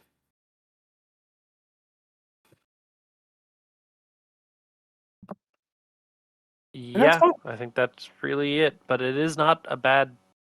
For one XP, that's not bad. Yeah, that is not fair. Um, It does discard itself for Effie. yep, it works on anybody evading, which is good. Mm-hmm. I still don't fully get what the -1 horror is doing, but I'm not upset about it. It's not like doing anything bad for you. It's just like weird that it does that. But there are enemies that ready themselves on certain conditions. So, Yeah. like, it's not a good thing. Yeah. All right. Next up, what does every clown need? A Oh, bucket of grease. well, yeah. 2 cost asset takes up no slots. Uses 3 supplies, and I forgot to say it commits for an agility, which makes sense. It's a bucket of grease. Uses 3 supplies. As a fast, you may spend a supply to add a card at your a card at your location loses one of the following keywords until the end of the round: Hunter, Patrol, Retaliate, Alert, Elusive. Hmm.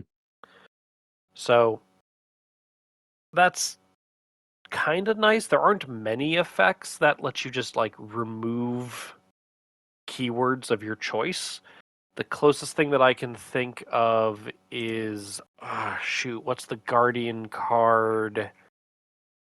Um, Oh, yeah. Another one you're thinking of. it's a blessed card that came out in Feast of Hemlock Vale that lets you do shenanigans. It's the Ward. I know what I'm thinking. Afuda. Yeah, that's the one. Uh, you can fast choose a non-elite enemy at your location, spend a charge. That enemy loses the alert, aloof, elusive, and retaliate keywords until the end of the round. So interesting that bucket of grease in comparison doesn't exhaust. It just has 3 uses, and it lets you remove a word of your choice, but it also works on elites. Oh, It's that is just a good. card at your location. Yeah, and it doesn't exhaust when you do it. Nope. The tension: if there are 10 or more cards in your discard pile, and your survivor, Uh-huh. Bucket of Grease gains, the tension is triggered, and Bucket of Grease gains as a free trigger, discard Bucket of Grease to move an investigator or non-elite enemy at your location to a connecting location, Oh, there you go. which is just fun. I Yeah. like that. The upgraded version is just level 1, gains a strength icon as part of its level. It gets an additional supply, but the text is otherwise the same. Yep. Honestly, it's not bad. There's not many effects in the game that let you just wholesale cancel a keyword on a card. Yeah, getting rid of elusive or retaliate or alert is actually really good. Mm-hmm. And it works till the end of the round too, and it's fast, so you don't even have to do it on your Yeah, turn. you can, and you don't have to be engaged with them. It's just a card at your location. So this thing that's kind of annoying because it's aloof, I stop it from moving this It round. doesn't. Yes, I would say yeah. If you stop Yeah, the it doesn't aloof, get rid of aloof. yeah, Oh, it can get rid of elusive. Oh, that's yeah. so nice. That's what I was thinking. Like, man, elusive really is a pain in the a pain in the patoot. But Mm-hmm. being able to get rid of that is nice. Okay. Our next random item in the Survivor category is a coil of rope. 3 cost item and tool, and accessory. Sure. It's Just what telling, you. It's just what the telling everyone at pendant home. in the accessory icon. That's what you use to like put the pendant on. I was going to say, for everyone at home, do not use a coil of rope as your accessory. Doesn't work well around your neck. Apparently, I can put a spotlight in that slot. Yeah, that just makes sense. It commits for a foot and fast during a skill test you're performing. Exhaust the coil of rope. You get +1 skill value for this test for each treachery in your threat area. Morris Robinson. That's actually a pretty good card. Outside of Morris, that's actually just a pretty good card. That too. I was just trying to beat you to the Robinson. I will admit that it was the first thing I thought of. And then the tension is you have no cards in hand or no resources. And then it gains fast during your turn. Discard coil of rope and take an investigate action. Honestly, not bad. Yeah. Like it's pretty decent, all things considered. It's not fancy. It's just consistent. Yeah, it is there. It is fine. I'm still confused by it being an accessory. But the upgraded version. Oh, there's actually a couple of things. It gets a fist so it becomes a level 2. It gets a fist. The first ability is the same. Tension condition is the same. And it gains during your turn. Discard coil of rope. Take an investigate action. Your location gets. Is that supposed to be -1 shroud? Yeah. The Arkham build has it a little weird, but it's -1 shroud. For this action, if you succeed, you discover an additional clue. That's not bad. That's really not bad. No, it's not. Yeah, coil of rope is very solid. Yeah, I'm a little on the fence of whether it might be a little overcosted at 3. I kind of think it is. Like it's But just like a it's only couple of, just. I think I would have been happier with it at 2, but Yeah, I guess it depends on how that like if you're getting it depends on I guess the campaign. If you're getting the ability just to exhaust it for +3 for a check, then yeah, I think it's perfectly fine at 3, but it is a little scenario dependent, but it's my gut reaction is it's just like 3 is a little much, but I'm not saying no. I just think that for a thing you're gonna have to work at to actually get any kind of bonus out of. Like I feel like even if it costed 1, I think it would have been fine. It is just a coil of rope after all. Sure. All right. Next What's up is the the next item? mallet. That's a mallet. Yeah, it's a mallet. It's a single-handed, even though it's a big old mallet. It's a single-hand item, tool, weapon, melee. As an action, you can fight. You get +1 strength for this attack. If there are more cards in your discard pile than in your deck, this attack deals +1 damage. Neat. Neat indeed. Tension. Yeah, that is neat because like you can do that pretty easily in Survivor, but then you have to like make sure you don't run out of deck Yeah. because then it resets and then your mal gets weaker, which is kind of weird but kind of interesting. Tension. If you discard an asset you control that takes up one or more slots, then when you activate the above action ability, you now may discard the top card of your deck. Interesting. Sure. That's real easy for Effie to do. I mean, it seems fine for a level 0 weapon. Yeah. Kind of funny that it's single-handed. Oh, I mean, mallets don't have to be big. Sure, I'm just There are plenty of like rubber mallets that are one-handed. sure. The level 2 version gains an agility icon. When you fight, you get +2 strength for this attack. And still, if there are more cards in your discard pile than in your deck, it deals +1 damage. And the tension ability is the same. So it's just, for 2 XP, it's more consistent, which I don't hate. I don't hate it. It is fine. It's fine. It's kind of a weird weapon, but it's fine. Yeah, I mean, I like it. There's a way to consistently get the +1 damage if you get your deck into the state that you want it to be in. Yep. And then Effie can shuffle stuff from her discard pile back into her deck. Yeah, I mean, survivors can just do that, so that's just a survivor thing. Okay. And then we run into Miss Pandora Gold, escape artist extraordinaire. 4 cost, ally asset, performer, and socialite traded. Commits for a will and a foot, has 2 and 2.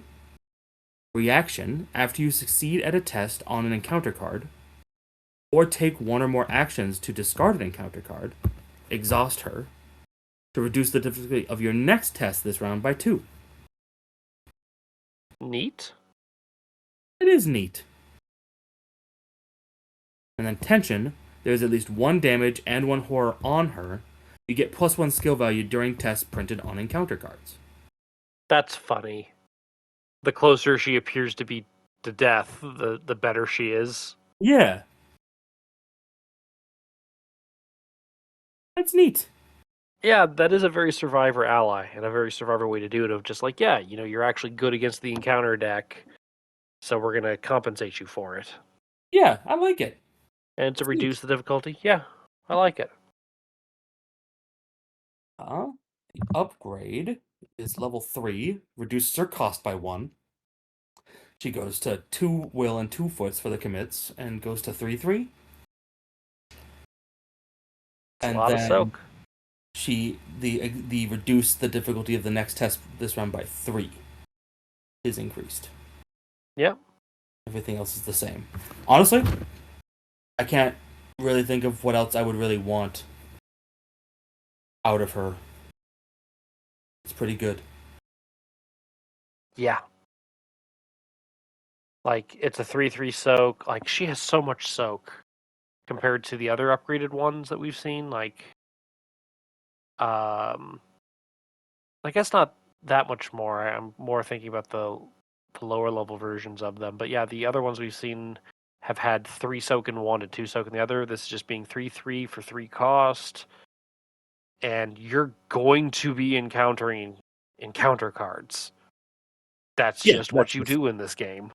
Yeah, and then as Survivor, you sometimes do it more often. Yep. And then as long as she's got damage or horror on her, you just get +1. Yeah, she's quite good. Yeah. Yeah. I have to say this, every single one of these allies has been very interesting, and I have appreciated that. Mm-hmm. Okay, our next random item.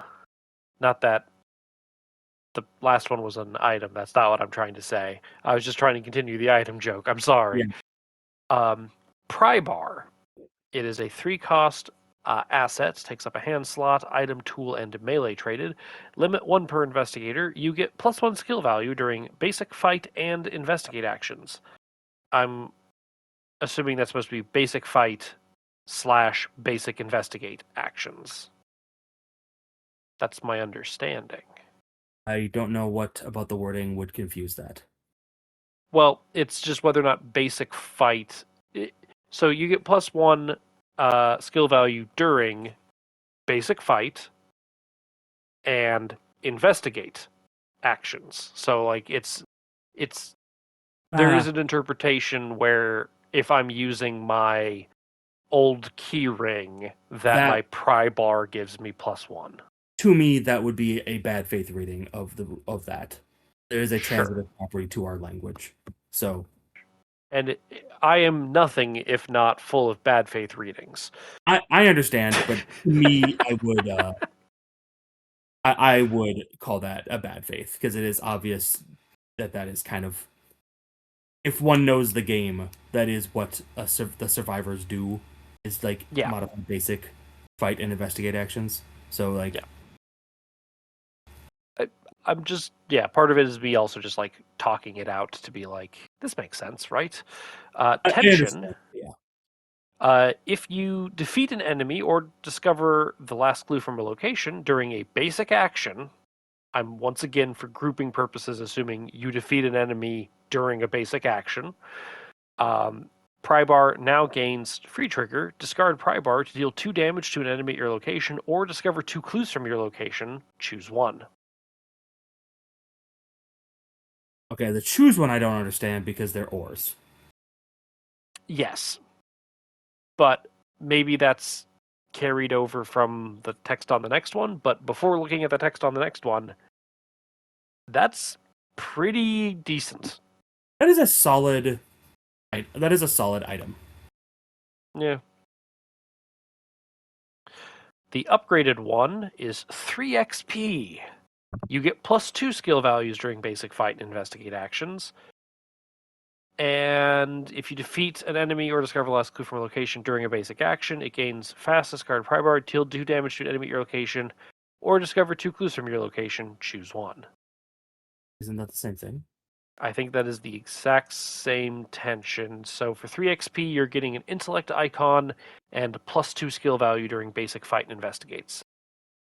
That's Which, a little to be fair,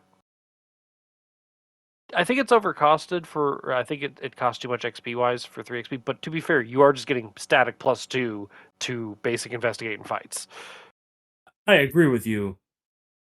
And for basic investigates, that's good. But basic fights, It's not great.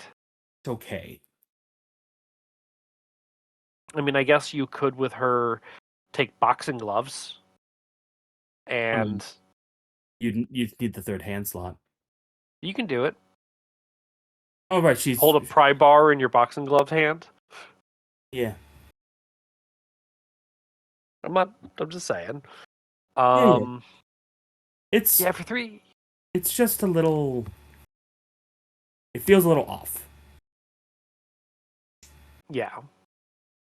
I kind of expected it to, for 3 XP, discard itself for more than I expected. The tension to change is actually the thing I most expected to change about this card. I was expecting that too, like more effects or various other things to change. But otherwise, the level 0 is pretty solid.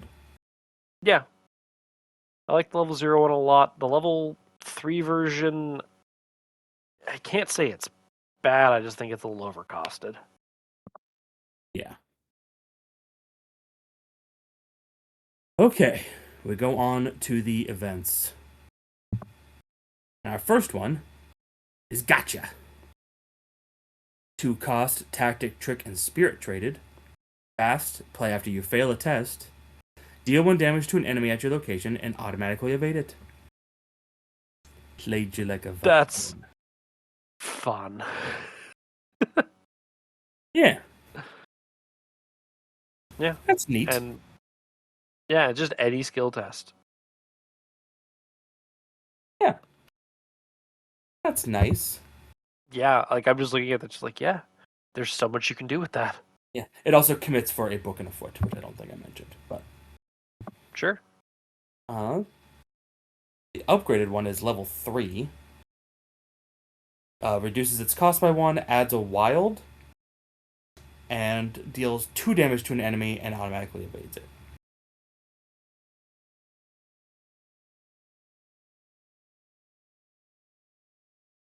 I don't know if that's worth 3 XP. Yeah, I'm kind of in the same boat of like, if this was 2 XP, sure. At 3 XP, I just don't know why, but this just feels like a little lackluster for 3 XP. If it brought its cost down to 0, Sure. then I could understand it. I mean, to be fair, it's not that hard to trigger. It's not. I'm just trying to think if it's worth the extra damage. Get it up there. It reduces its cost too, which is nice. Yeah, it's probably just about there. It also is probably good just to get it out of off class. Yeah. But like, For hands. most people are going to get what they want out of the level 0 version. Yeah. But it's a good fail card. I like that. Mm-hmm. Brace for Impact is a level 0 spirit event, commits for a strength and agility. Fast play after you take 1 or more damage. Gain 2 resources for each damage taken. Okay. Whatever doesn't kill you makes you laugh. Okay, I like that. I like the flavor text on it. That is quite the card. That's a weird effect. It feels like a Guardian effect. I mean, it also feels like a Survivor effect. Sure. But like, Guardians have the clearest line from I want to take damage because because taking damage does something for me. Survivors are just really generally good at like soaking for the That's not purposes. really true. I'm trying to think of what effects seekers have that pay them for taking damage in horror.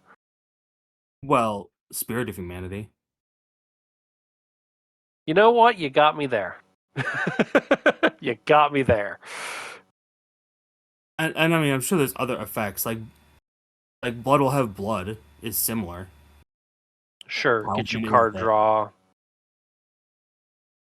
Like it is more in line with Survivor's original color pie, and then that is the cross section between Survivor and Guardian. So it is definitely part of their pie.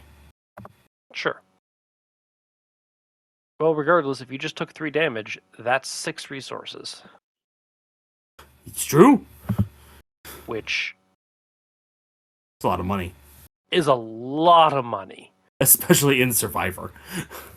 Yeah, I mean, to be totally fair, like, 2 damage is more reasonable of what you're going to be taking, which means that's still 4 resources in Survivor. At fast. Yeah, that's real good. Heck, even if you did 1 damage to yourself at fast, that it's almost worth the 2 resources in Survivor. Yeah. You'd probably wanted to be doing it on 2, but Yeah.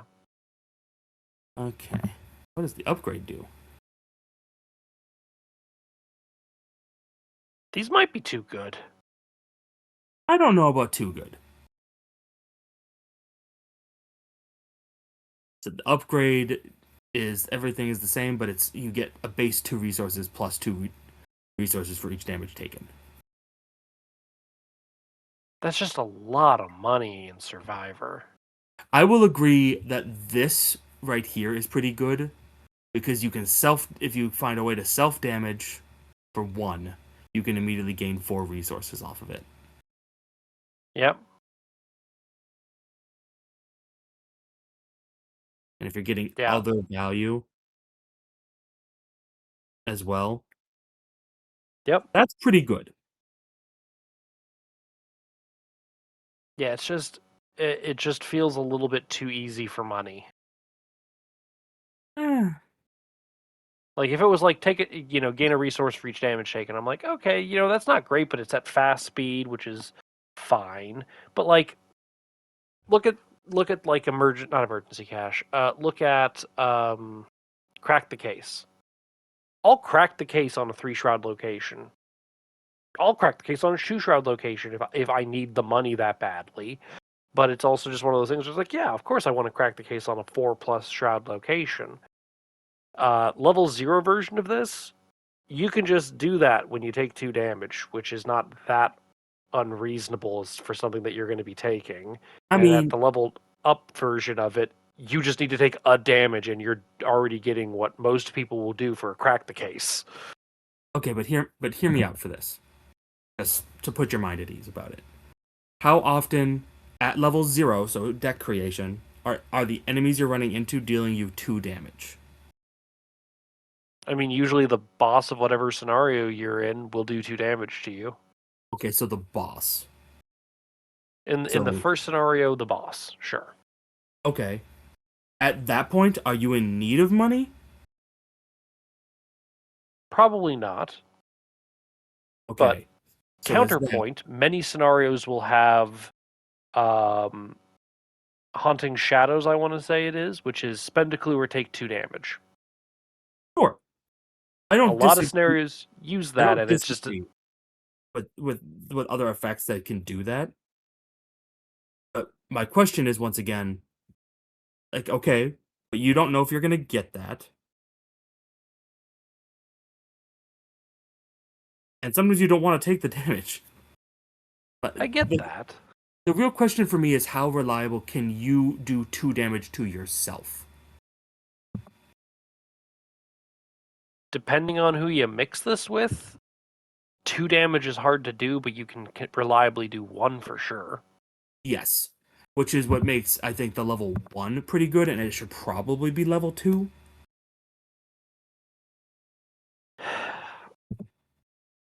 It's just like the thing that like the thing that gives me pause on this is just like cracking the case on 4 shroud is seen as like pretty good because it's just fast $4. You can spread it around, but Yeah, but like it's ignore the also fact that you can spread it around. It's just fast $4.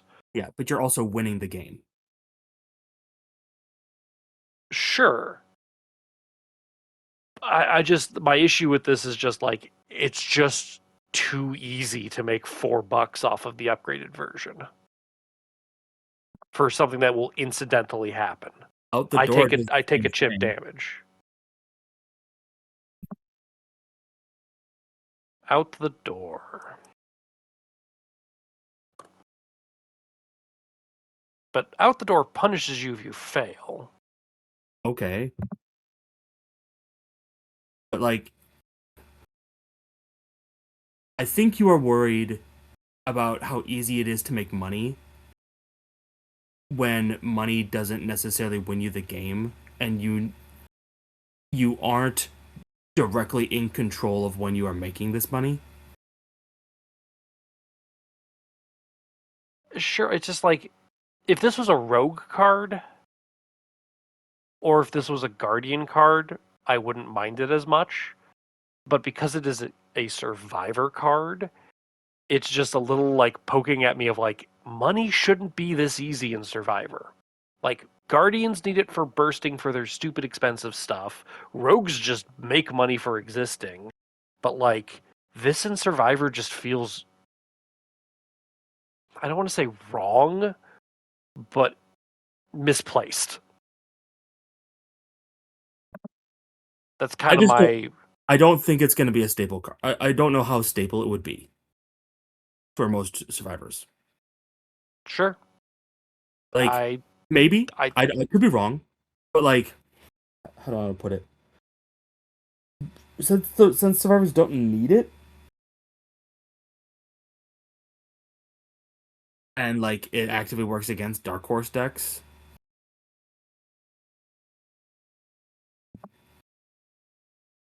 Like I don't know. I just don't see the.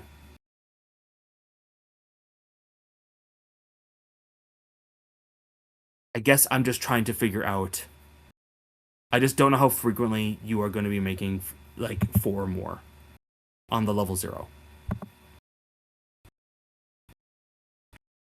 I'm not going to say it's 100% of the time because that's just not factually accurate, but I think it's easier than the amount of effects in this game that are just like take 2 damage or take. I mean, obviously it doesn't work on horror, but if the number of effects are just like, yeah, take 2 damage is not nothing.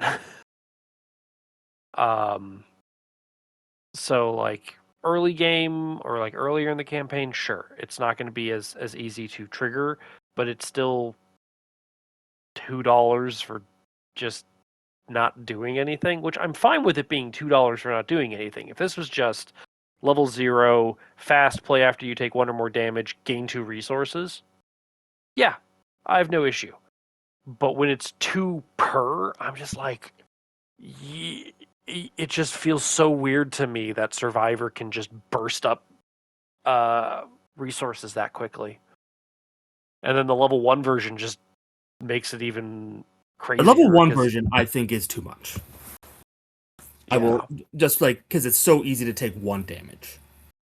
yeah, and just get Like that, I agree $4. with you. For like $4 for like at fast, I agree with you there. Yeah. Regardless, the cards are good. It is a good economy card. I am still thinking in my brain of how frequently you'd be getting like how frequently you'd be able to have a controlled 2 damage or more. Not impossible. I don't know off the top of my head. Yeah. I would have to look at it.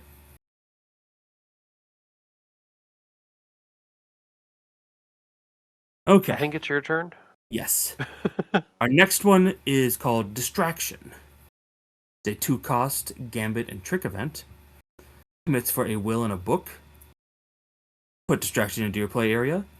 Each non-elite enemy at your location and each connecting location loses all prey keywords and gains prey bearer of distraction only. Tension. An, Okay. an enemy makes an attack against you. Distraction gains discard distraction. Move an enemy at your location to a connecting location.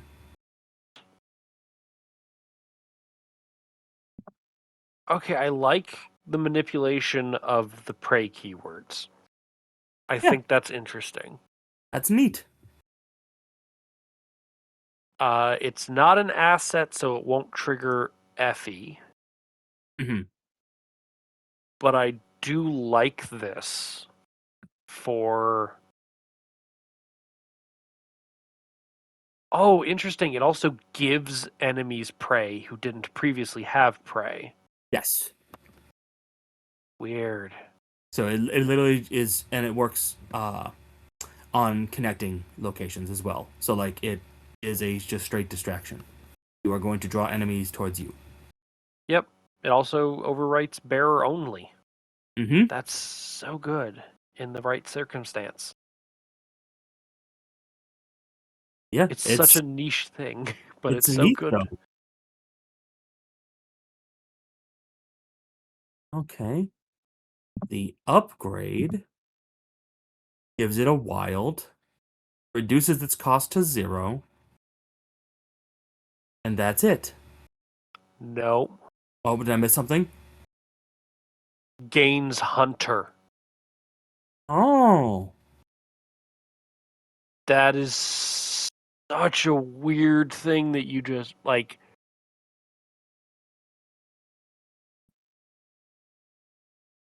it also gains That's. fast. That's a lot for 3 XP.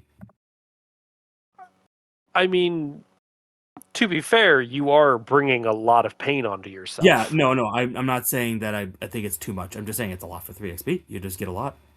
Yeah. I mean, I think it's I neat. like it. but it's very niche. But it could be real clutch in the right situation. Yeah, it really could.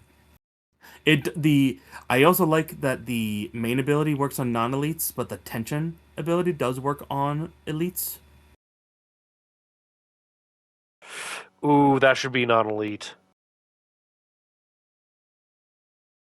Because the whole point of it being like one of the main key reasons why you make an enemy elite is so that players can't move it. Because sometimes it's crucial for the way that a scenario operates for an elite enemy not to move. Hmm. So I would just pretend that the tension ability is free trigger, discard, distraction, move a non-elite enemy at your location to a connecting location, just to prevent awkwardness. Hmm. Well, there is that then. Yeah. Okay. Next is Heart to Heart, a one-cost insight spirit. I know there are survivor insights, but it just kind of struck me like, oh, it's survivor insight. Yeah, that's Insight no spirit, problem. yeah. It its will commits for a will and a strength. Fast. Play after one or more damage or horror is healed from an investigator at your location. Discover a clue at your location, or heal an additional damage or horror. Tesla's clue. Tesla's clue, additional healing, just one cost. Yeah, Uh, yeah, that seems pretty decent. Sure puts things in perspective, huh?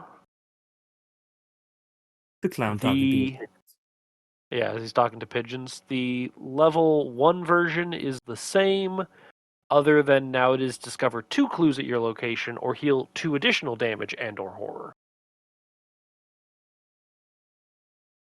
Who That's Tesla's pretty clue. good for 1 XP. Yeah, Um, but you have to be running healing for it to work, so it does kind of niche it a little bit. bandages. Bandages, I know, but like you can't just use Pete or Alexi because it has to be healed from an investigator. That's fair. That's fair. So it's not as easy as it could have been. That's true.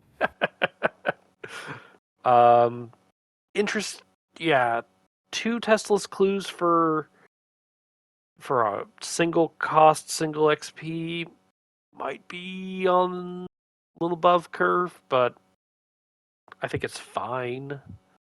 Yeah, it's relatively fine. It should. I would probably have it be 2 XP, but Yeah.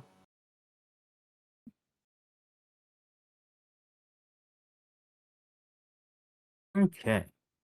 Our next one is mental preparation. A zero cost spirit event commits for a will and a book. Fast. Play after you take one or more horror. Draw one card for each horror taken. I bet I know. I know what the level 1 version does, Chad. Yep. At least I saw it So, coming, right? at least I saw it coming. So yeah, this is brace for impact, but for card draw, and so he's equating 2 resources to 1 card. I mean, that is the equation. That is typically what Arkham has compared one card for resources. Sure. I guess I don't mind this as much. I don't know. Brace for impact was just hit me in a weird way where I'm just like that just seems too good for the burst that it's doing. This one I don't mind as much. Um, Assuming that you take 2 horror, level 0 is going to draw you 2 cards, which seems fine. And then the upgraded version, if you take 2 horror, you're going to draw 3 cards. That seems good but fine. I just Is it the I don't know. twos? Is it the twos? Is that the problem? I think it's the I think it's the 2 resources. It just stacks up too fast. Hmm. The thing is that one resource wouldn't be good enough. I wouldn't like the thing is if what I need is resources in Survivor, I just need a few. You know? Yeah, Like, I'm not running big things usually. I know, but if I'm putting a card in my deck, like I want a card that if it's gonna be comparing to an emergency cash, I don't want to have to take 3 damage for it. I Sure. don't care if it's fast.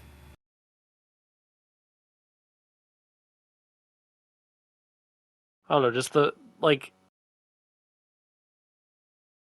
the and that's just the weird thing about resources to cards in this game because like let's take Faustian Bargain. Faustian Bargain is one of the best economy cards in the game. Hmm. 5 resources for a single action, no cost other than a couple of curses that, do technically make the bag worse, but aren't going to do a whole lot to you. Um, and for the Brace for Impact to be able to pretty easily get you 6 resources actionless, just like hits me differently than mental preparation at level 1 being able to get you 3, decently for card draw. I don't know, it just feels weird to me that much money burst is not a rogue card cuz like I that mean, is maybe the best money burst in the so game. how do you feel about what's the card, the mystic card that you like? Um, Mystic economy card, there's Voice of Ra. that's the one. Voice of Ra typically only gets you 3, maybe Hmm. gets you 5. Typically, if you're going to get 5 out of it, it's because you had to put extra work into manipulating the bag. Okay, so you had to put more effort in to do that, and that's Yeah, so it's not always going to do that. So that's my similar point. Is that you don't get since you don't get to control always the amount of damage that you're taking. Like, what if you in the team never draw grasping hands and you don't take damage? I mean, sure, but like there's enough instances of damage in this game that you're gonna take damage. Like, damage and horror are resources for you to use. The worst case, I haven't taken damage from anything and I'm just sitting on this. If it's advantageous for me to take an attack of opportunity, I'll take the attack of opportunity, make some money off of it, and move on with my life. I just uh, it's really the level 1 version for Brace for Impact that I have the issue with. That you can so easily just get 6 resources out of Like, it I for agree with you on the level 1, but yeah. you were automatically like that with the level 0 too. I just think it's too much, and I know we're berating the point at this point. Um, I don't have that issue with mental preparation for whatever that is worth. Well, yeah, because it's not 2. If this said draw 2 cards, I would agree with you Yeah. because that's way too many cards. Yep. And because card draw has an inherent downside in the game. Yep. Quite frankly, I just think that gaining resources doesn't win you the game. Like, this is someone who plays big money decks. I get it. No, I agree with you that it doesn't inherently win the game. It's just like it just seems antithetical to a lot of the survivor design for there to be a card where you can just bam $4. Um because like a lot of the economy in survivor is drip or like Mhm. persistent like small bursting, like, oh, burst up for a couple of bucks and then immediately spend it down. So it's just struck me as weird and a little under my skin that this just seems so odd as a design choice. That mental preparation for being able to be fast off turn card draw, which is inherently good in a card game, uh like I don't I would be perfectly happy with Brace for Impact being 1-to-1 just like mental preparation is. And I understand that a resource is not equivalent to a card, but I it just makes the numbers make more sense to me and just seems a lot more in curve in my mind. But we can move on from this point. Sure. I will stick to my guns on it. Sure. I like pineapple on pizza. And I think, sorry, I guess I should have gone with, I think pineapple is the best topping on pizza. Do feel I need to clarify this statement. This is after you have put sauce and cheese on it. Yes, it's a topping. Well, some people count cheese as the topping, so That is incorrect. I'm just, yes. So I will say this to anyone. If you consider cheese a topping on pizza, and I dare you to tell me that pizza dough with some marinara sauce is a pizza. I want you to come my and find me, look in my eyes, and tell me that, so that when you're my done, I can slap you. my grandfather was lactose intolerant, and so there was a pizza place that he went to that he would get a cheeseless pizza. I just think he's eating bread with sauce. And toppings, yes. I'm not strictly speaking disagreeing with you. Uh Next up is Play the Fool, a zero-cost trick tactic event. Mark can take it. Commits for a will and an intellect. Fast play when you initiate a fight test, evade test, or test printed on a scenario card. Oh, right, that's some interesting options. This test automatically fails. Discover a clue at your location. Huh. Neat. You sure got the best of me there. That's fine. Totally fine. You Yeah, there's flub an nothing. action at no real penalty. Yeah, not really. I mean, just don't take a fight action against something with retaliate. Or an evade with something against alert. Yeah. Level 2, it gains an additional intellect icon. Same tests, fight, evade, or tests printed on a scenario card. It automatically fails and discover 2 clues. For 2 XP, I think that's fine. Yeah, that's great. Man, talking about cards sometimes is real fast. Yeah, certain templates that Survivor has done, and I can kind of know. Like getting one clue at level 0 is fine, but like the second clue should take you 2 XP for the card. It just makes sense. Yeah. Our next card is Rebound, a zero-cost spirit event. Commits for a will and a foot. Fast, play after an asset you control leaves play. You get +3 skill value for the next test you perform this round. That's pretty good. Yeah, it's a nice little boost.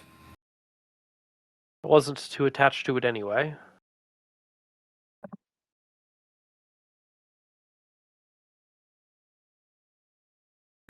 And the upgrade is 2 XP.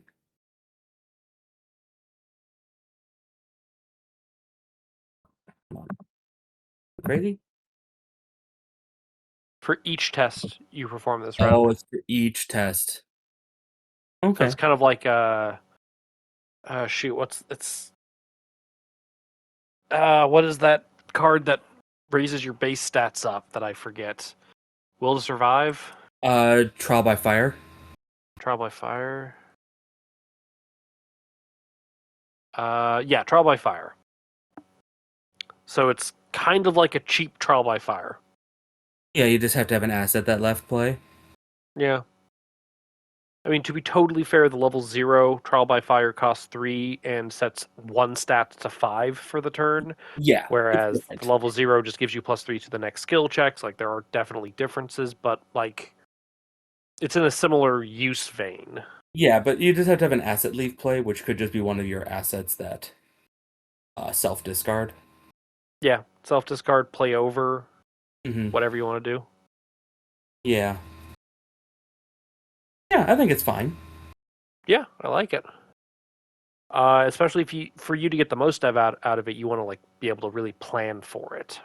Yeah, like So like, you could, and that's not hard to do. Like all you have to do is like, have a shovel or a bird on hand. yeah, safety net, 4-cost tactic and fortune event. Rex can't take it, but Mark can. Arc can.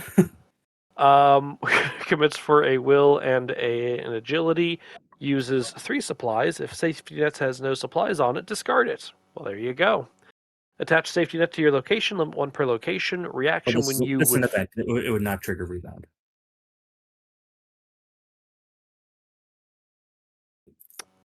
I'm sorry? I said this is an event. It wouldn't trigger rebound. Are you making a joke or am I just totally. Rebound Like. says whenever an asset you control leaves play. Right. Thank you. Yes. Sorry. I know it's Um, treated like it looks like an event or as an asset, but it's an event. yep, no, you're right. You are right. It doesn't work on Effie. It doesn't work on Rebound. Yep, you're right. Thank you. Attach safety net to your location, limit 1 per location. Reaction when you fail a skill test, spend 1 supply, cancel all effects of the failed test. Any investigator at the attached location may activate this ability. Nice. It is a safety net. Yeah, it is a safety net. It's 4-cost for 3 uses, but it works for anybody. Yeah, It's just a little expensive. it's a little expensive, but for the effect and the fact that it works for everyone, Yeah. and it doesn't exhaust, so you could use all 3 in one turn. And it's supplies, Oh, which means you can restock it. which can be restocked. So the upgraded version is still 4-cost, but it's level 2. It gained an agility. It's still 3 supplies. If it has no supplies, discard it. Attached to your location, 1 per location. When you fail a skill test, spend 1 supply. Cancel all effects of this failed skill test. You may then take an immediate action as if it were your turn. Any investigator at the attached location can activate this ability. Neat. That's where the first one might have been a little like too expensive, which for level 0 is fine. 4-cost feels pretty okay for effectively getting three refunded actions. Yeah. For your team. Yeah, especially if you're going to play the Fool. Yeah. Just play Failtech into this. Absolutely. That's pretty good. Yeah, this... see, this is why I like these, like, favorable terrain cards. It lets you do things. I like that. And usually lets you do things with your team, which I really do appreciate. Yeah. And yeah. Okay, our last event is Thrilling Escape. A 0-cost gambit and trick traded event. Commits for a fist and a foot. As an additional cost to play Thrilling Escape, choose and discard an asset you control. Discard a treachery in your threat area. This action does not provoke attacks of opportunity. Well, that's nice. Yeah, it's neat. I know I keep saying this. It's a little niche, but for what it is, it's quite good. Yeah, and I mean, there's plenty of times you just want to discard an asset. Yeah. Depending on the campaign you're playing, it gets something out of your threat area that you just don't want to deal with. Yeah, there are just times when you just need to get rid of a treachery. Yep, and it gets rid of it for a single action as opposed to a double. Yeah. Great. especially the one that I can never remember the name of it until it's attached to me. Frozen in Fear. That's Yep. always one that I'm like, yep, I just would love to get rid of this. Yep. And the level 3 version adds a wild, makes it fast. And after you're done discarding a treachery, you get to take an additional action this turn for each card in your threat area. Morris Robinson? My friend! That's pretty good. I mean, honestly, for 3 XP, making this fast, I felt was like, for 3 XP making it fast, I'm like, that's a little expensive, but like, that's still good. You're making it fast. Yeah, I But was now thinking that it's, just gonna make it wild and give it a wild and make it fast. Like that was my brain telling me is like I saw those, I'm like, oh, that's what it does. And then I saw the extra actions at the bottom. I'm like, oh. yeah. For 3 XP, I'm gonna say that's pretty decent. Even if it gets you one bonus action, that's still Yeah, pretty, like, I would call that worth it then. yeah. I mean that because this counts enemies in your threat area too. For each Hard. for each Yeah. card in your threat area. Oh, I didn't even think of that. Yeah. Hmm. That's pretty good. That's very Survivor. Yeah. Thumbs up. Okay. All right. 3 more to go, right? Each other classes had 3. Yep, Nope. there's only 3 skills. Oh yeah, 3 different skills. Because there's Yes. still two of every card. So the first one is Cutting Close. It is innate traded. Commits for a single Silas can take wild. Yes, Silas can take it. it. Max 1 committed per skill test. After you commit Cutting Close, seal 4 random non-auto fail tokens on Cutting Close. After this test resolves, release each token on Cutting Close. So you get +1 to the skill check, and then you just take 4 tokens out of the bag that aren't the auto fail, But and you're then you probably take just the gonna take, test. yeah, which you're probably just gonna take the symbols. Or the -4. Yeah, it could take some positive ones out, but Oh, it's random. It's random. I was like, that seems really good for level 0, but then I saw the word random. I'm like, okay, now that makes sense. Yeah. But it is a ceiling effect. That's true. Which some people care about. That's true. Parallel Mateo can take it for whatever that's worth. Yeah, it's there. I'm not gonna say much more than that. It's there. It's not it's bad. it's neat. It seems more gimmicky than like directly useful, but it's neat. It feels I'm like a way trying to to try and it feels like a way to try and balance the one card that I can't remember that's like stupid good. Relentless. Yeah. It feels like a more balanced Relentless, I agree. Cutting Close level 2, still innate. It's not developed. Okay. That's just me being sassy. That's just the continuation of the Yeah. Yeah. expert developed joke. It still commits for a single wild. After you commit Cutting Close, seal 6 random non-tentacle tokens onto Cutting It Close. After this test resolves, release each token on Cutting Close. I feel like Why? you should be getting more value from Okay, it. I think I know what the value is. Yeah. The value is you get to know, like, you commit cards. So Uh-huh. I can commit this, see what gets taken out, and see if I want to commit more. I guess that's fair. I think that's the value here, is that you kind of get to see how your draw affected the bag. That's I fair. think. That's a fair point. I'm not going to say that's like stellar, but it is interesting. There's value in that. I still think maybe it could have given you like a skill symbol that was like not a wild. in I mean, addition honestly, to I wouldn't have minded this getting an additional wild. yeah, the level 2 should get an additional wild. I mean, even the level 0 could like have a will icon or something in addition to its wild Yeah. or As something like is, that. it's fine. It's interesting, but I don't know how often I'm gonna go for either of them. The problem is it's in Survivor, so skills kind of there's a higher bar to meet. Yeah.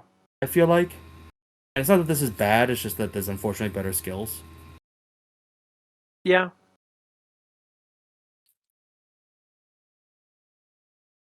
Okay, now we go to Fluke. Question mark. Yeah, skill Fortune commits for 3 wilds. If this test is successful, discard a non-story asset you control. I do love the art. The Yes. uh the magician is pulling a little mini magician out of the hat that has a knife through it. Ta-da! Is the flavor Uh, text? uh, you know what? I mean, obviously this is for Effie, um, but a lot of people can like 3 wild to just ditch a non-story asset you control. A lot of people will be like, yeah, sure, I don't need this scroll of secrets anymore. I don't need this whatever, and it's fine. Yeah, there's things run out of uses, and this it's time to get rid of something. So 3 wild at level 0 for, and if you don't have anything to discard, then it's just 3 wild. Yeah, that's Which not bad. there are cards for a low assets build for Survivor. Yeah, it is not bad. The level 1 just adds another wild. Which honestly, That's that's about right. fine. Yeah, that feels fair. It's not flashy, but same things I just said about the previous one apply here. Yeah, it's. I feel like is this the stat card? I feel like that's supposed to be the stat card of I think that's supposed to be the stat card for this the set. survivors. For Survivor, yeah. So our last card is Laugh It Off. It's an 8. The previous one an 8? No, the previous one's Fortune. Rex can't take it. Can't forget, we have to mention that Rex can't take the level 0 Fluke with a question mark. Yeah, he can't take that one. Man, I haven't played Rex in so long. Rex just isn't interesting to me. Yeah, well, And his like parallel versions just kind of like the parallel version's kind of a hot mess, and I kind of love it for being a hot mess, but I still really hate his signatures. Sorry, that's not what we're talking about right now. Right now we're talking about Laugh. It is an innate skill that's level 0, max 1 committed per skill test.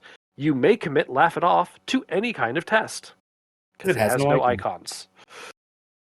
If this test fails, put Laugh It Off into play in your play area and seal each non-auto fail token revealed during this test on it.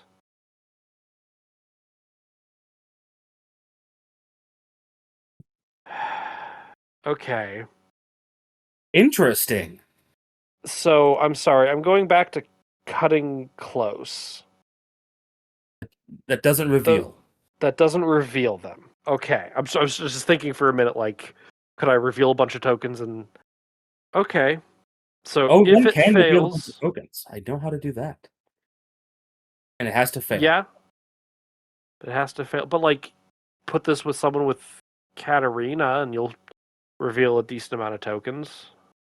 Yeah, or just play against the odds That too. with a low skill. And, and then forced at the end of the round, discard, laugh it off. Yeah, I'm okay with this. I like this. It's there's the what Atlas? Is it the Atlas? No, it's the Dial.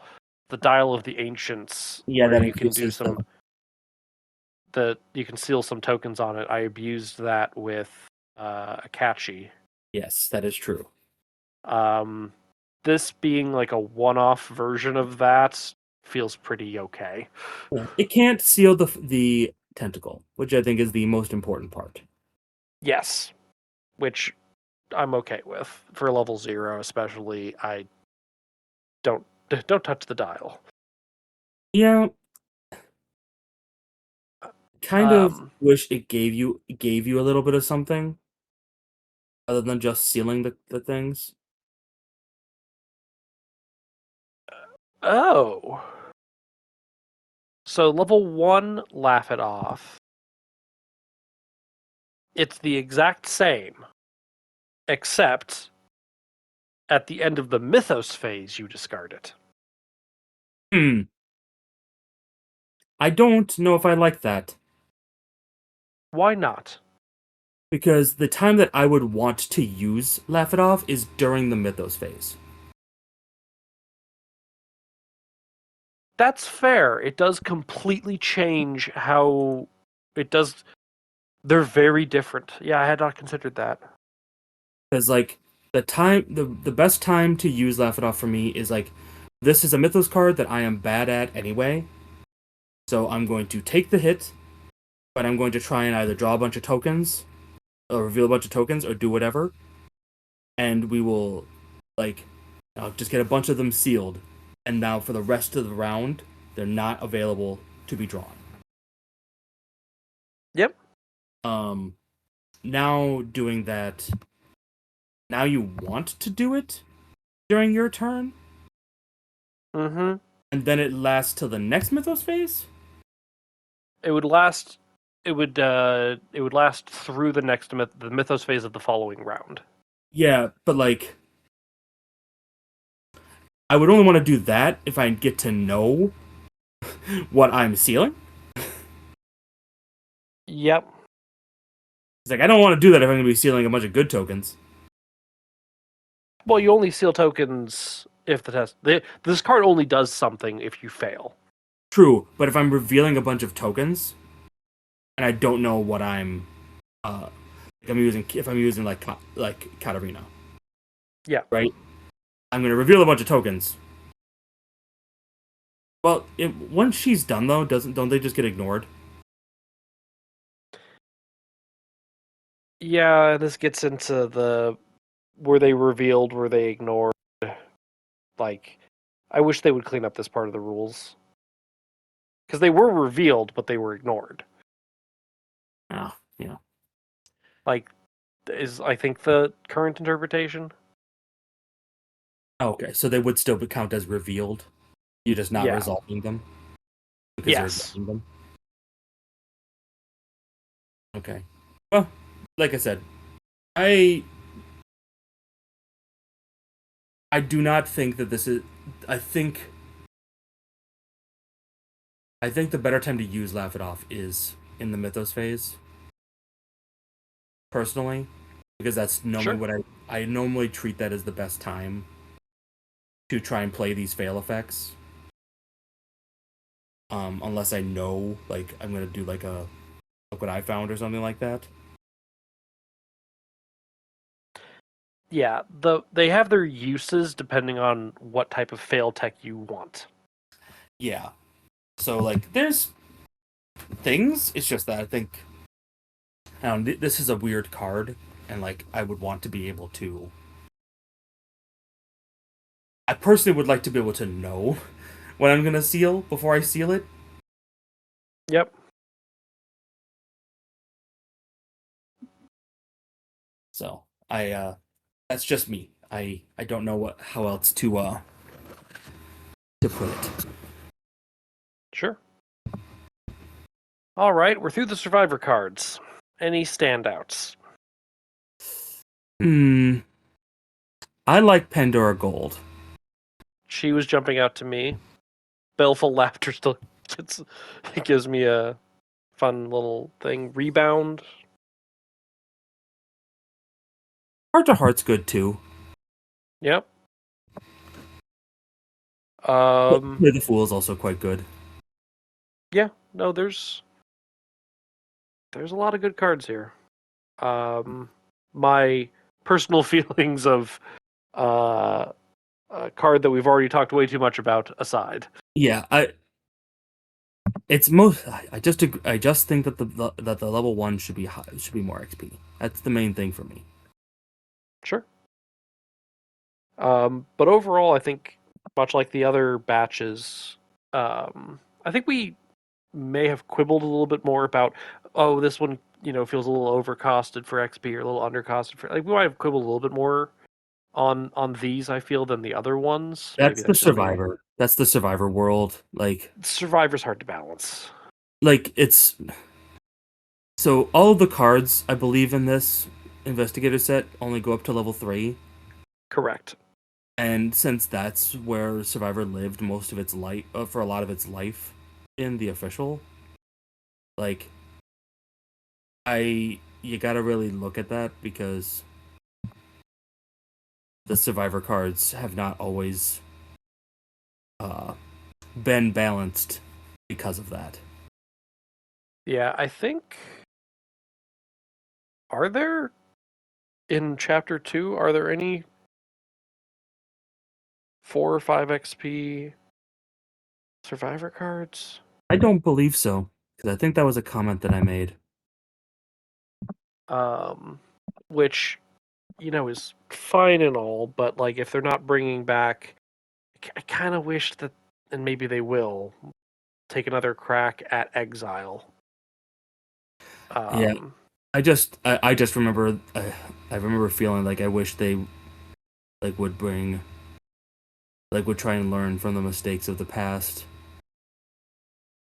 yeah, And like that big problem was is that there wasn't enough high XP cards in uh in Survivor,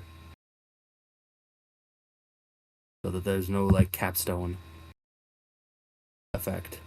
But yeah, and then when they, yeah, that's kind of the here and there of Survivor though. Is it's kind of weird to have yeah, there is like no too big of a capstone. yeah, there is no card that is higher than 3 experience in Survivor.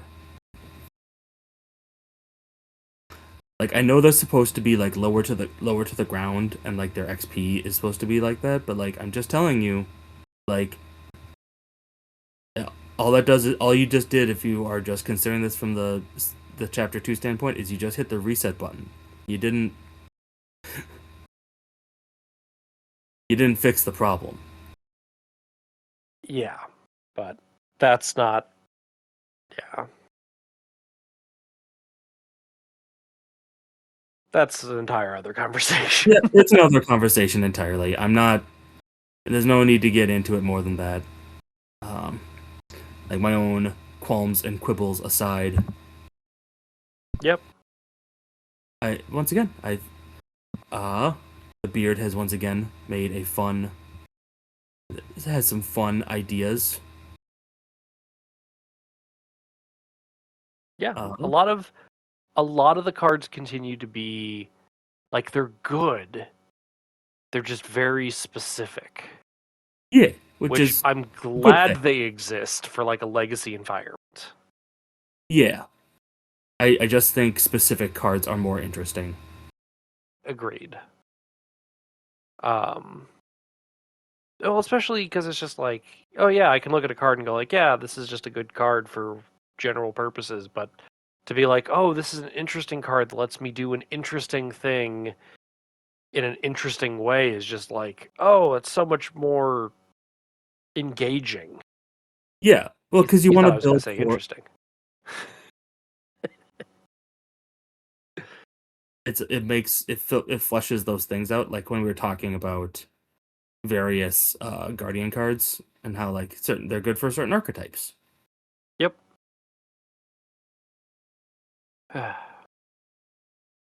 Well, I think we're going to call it here for the night. Thank you, Nick, for joining me on this. Yes, of course. We'll be back for Mystic and neutral cards some other time. In the meantime, if anybody wants to get in contact with me about anything that we've said, feel free to reach out to me at therestrictedcollection@gmail.com. Otherwise, you can find me around as Head Librarian Chad. Thanks for listening.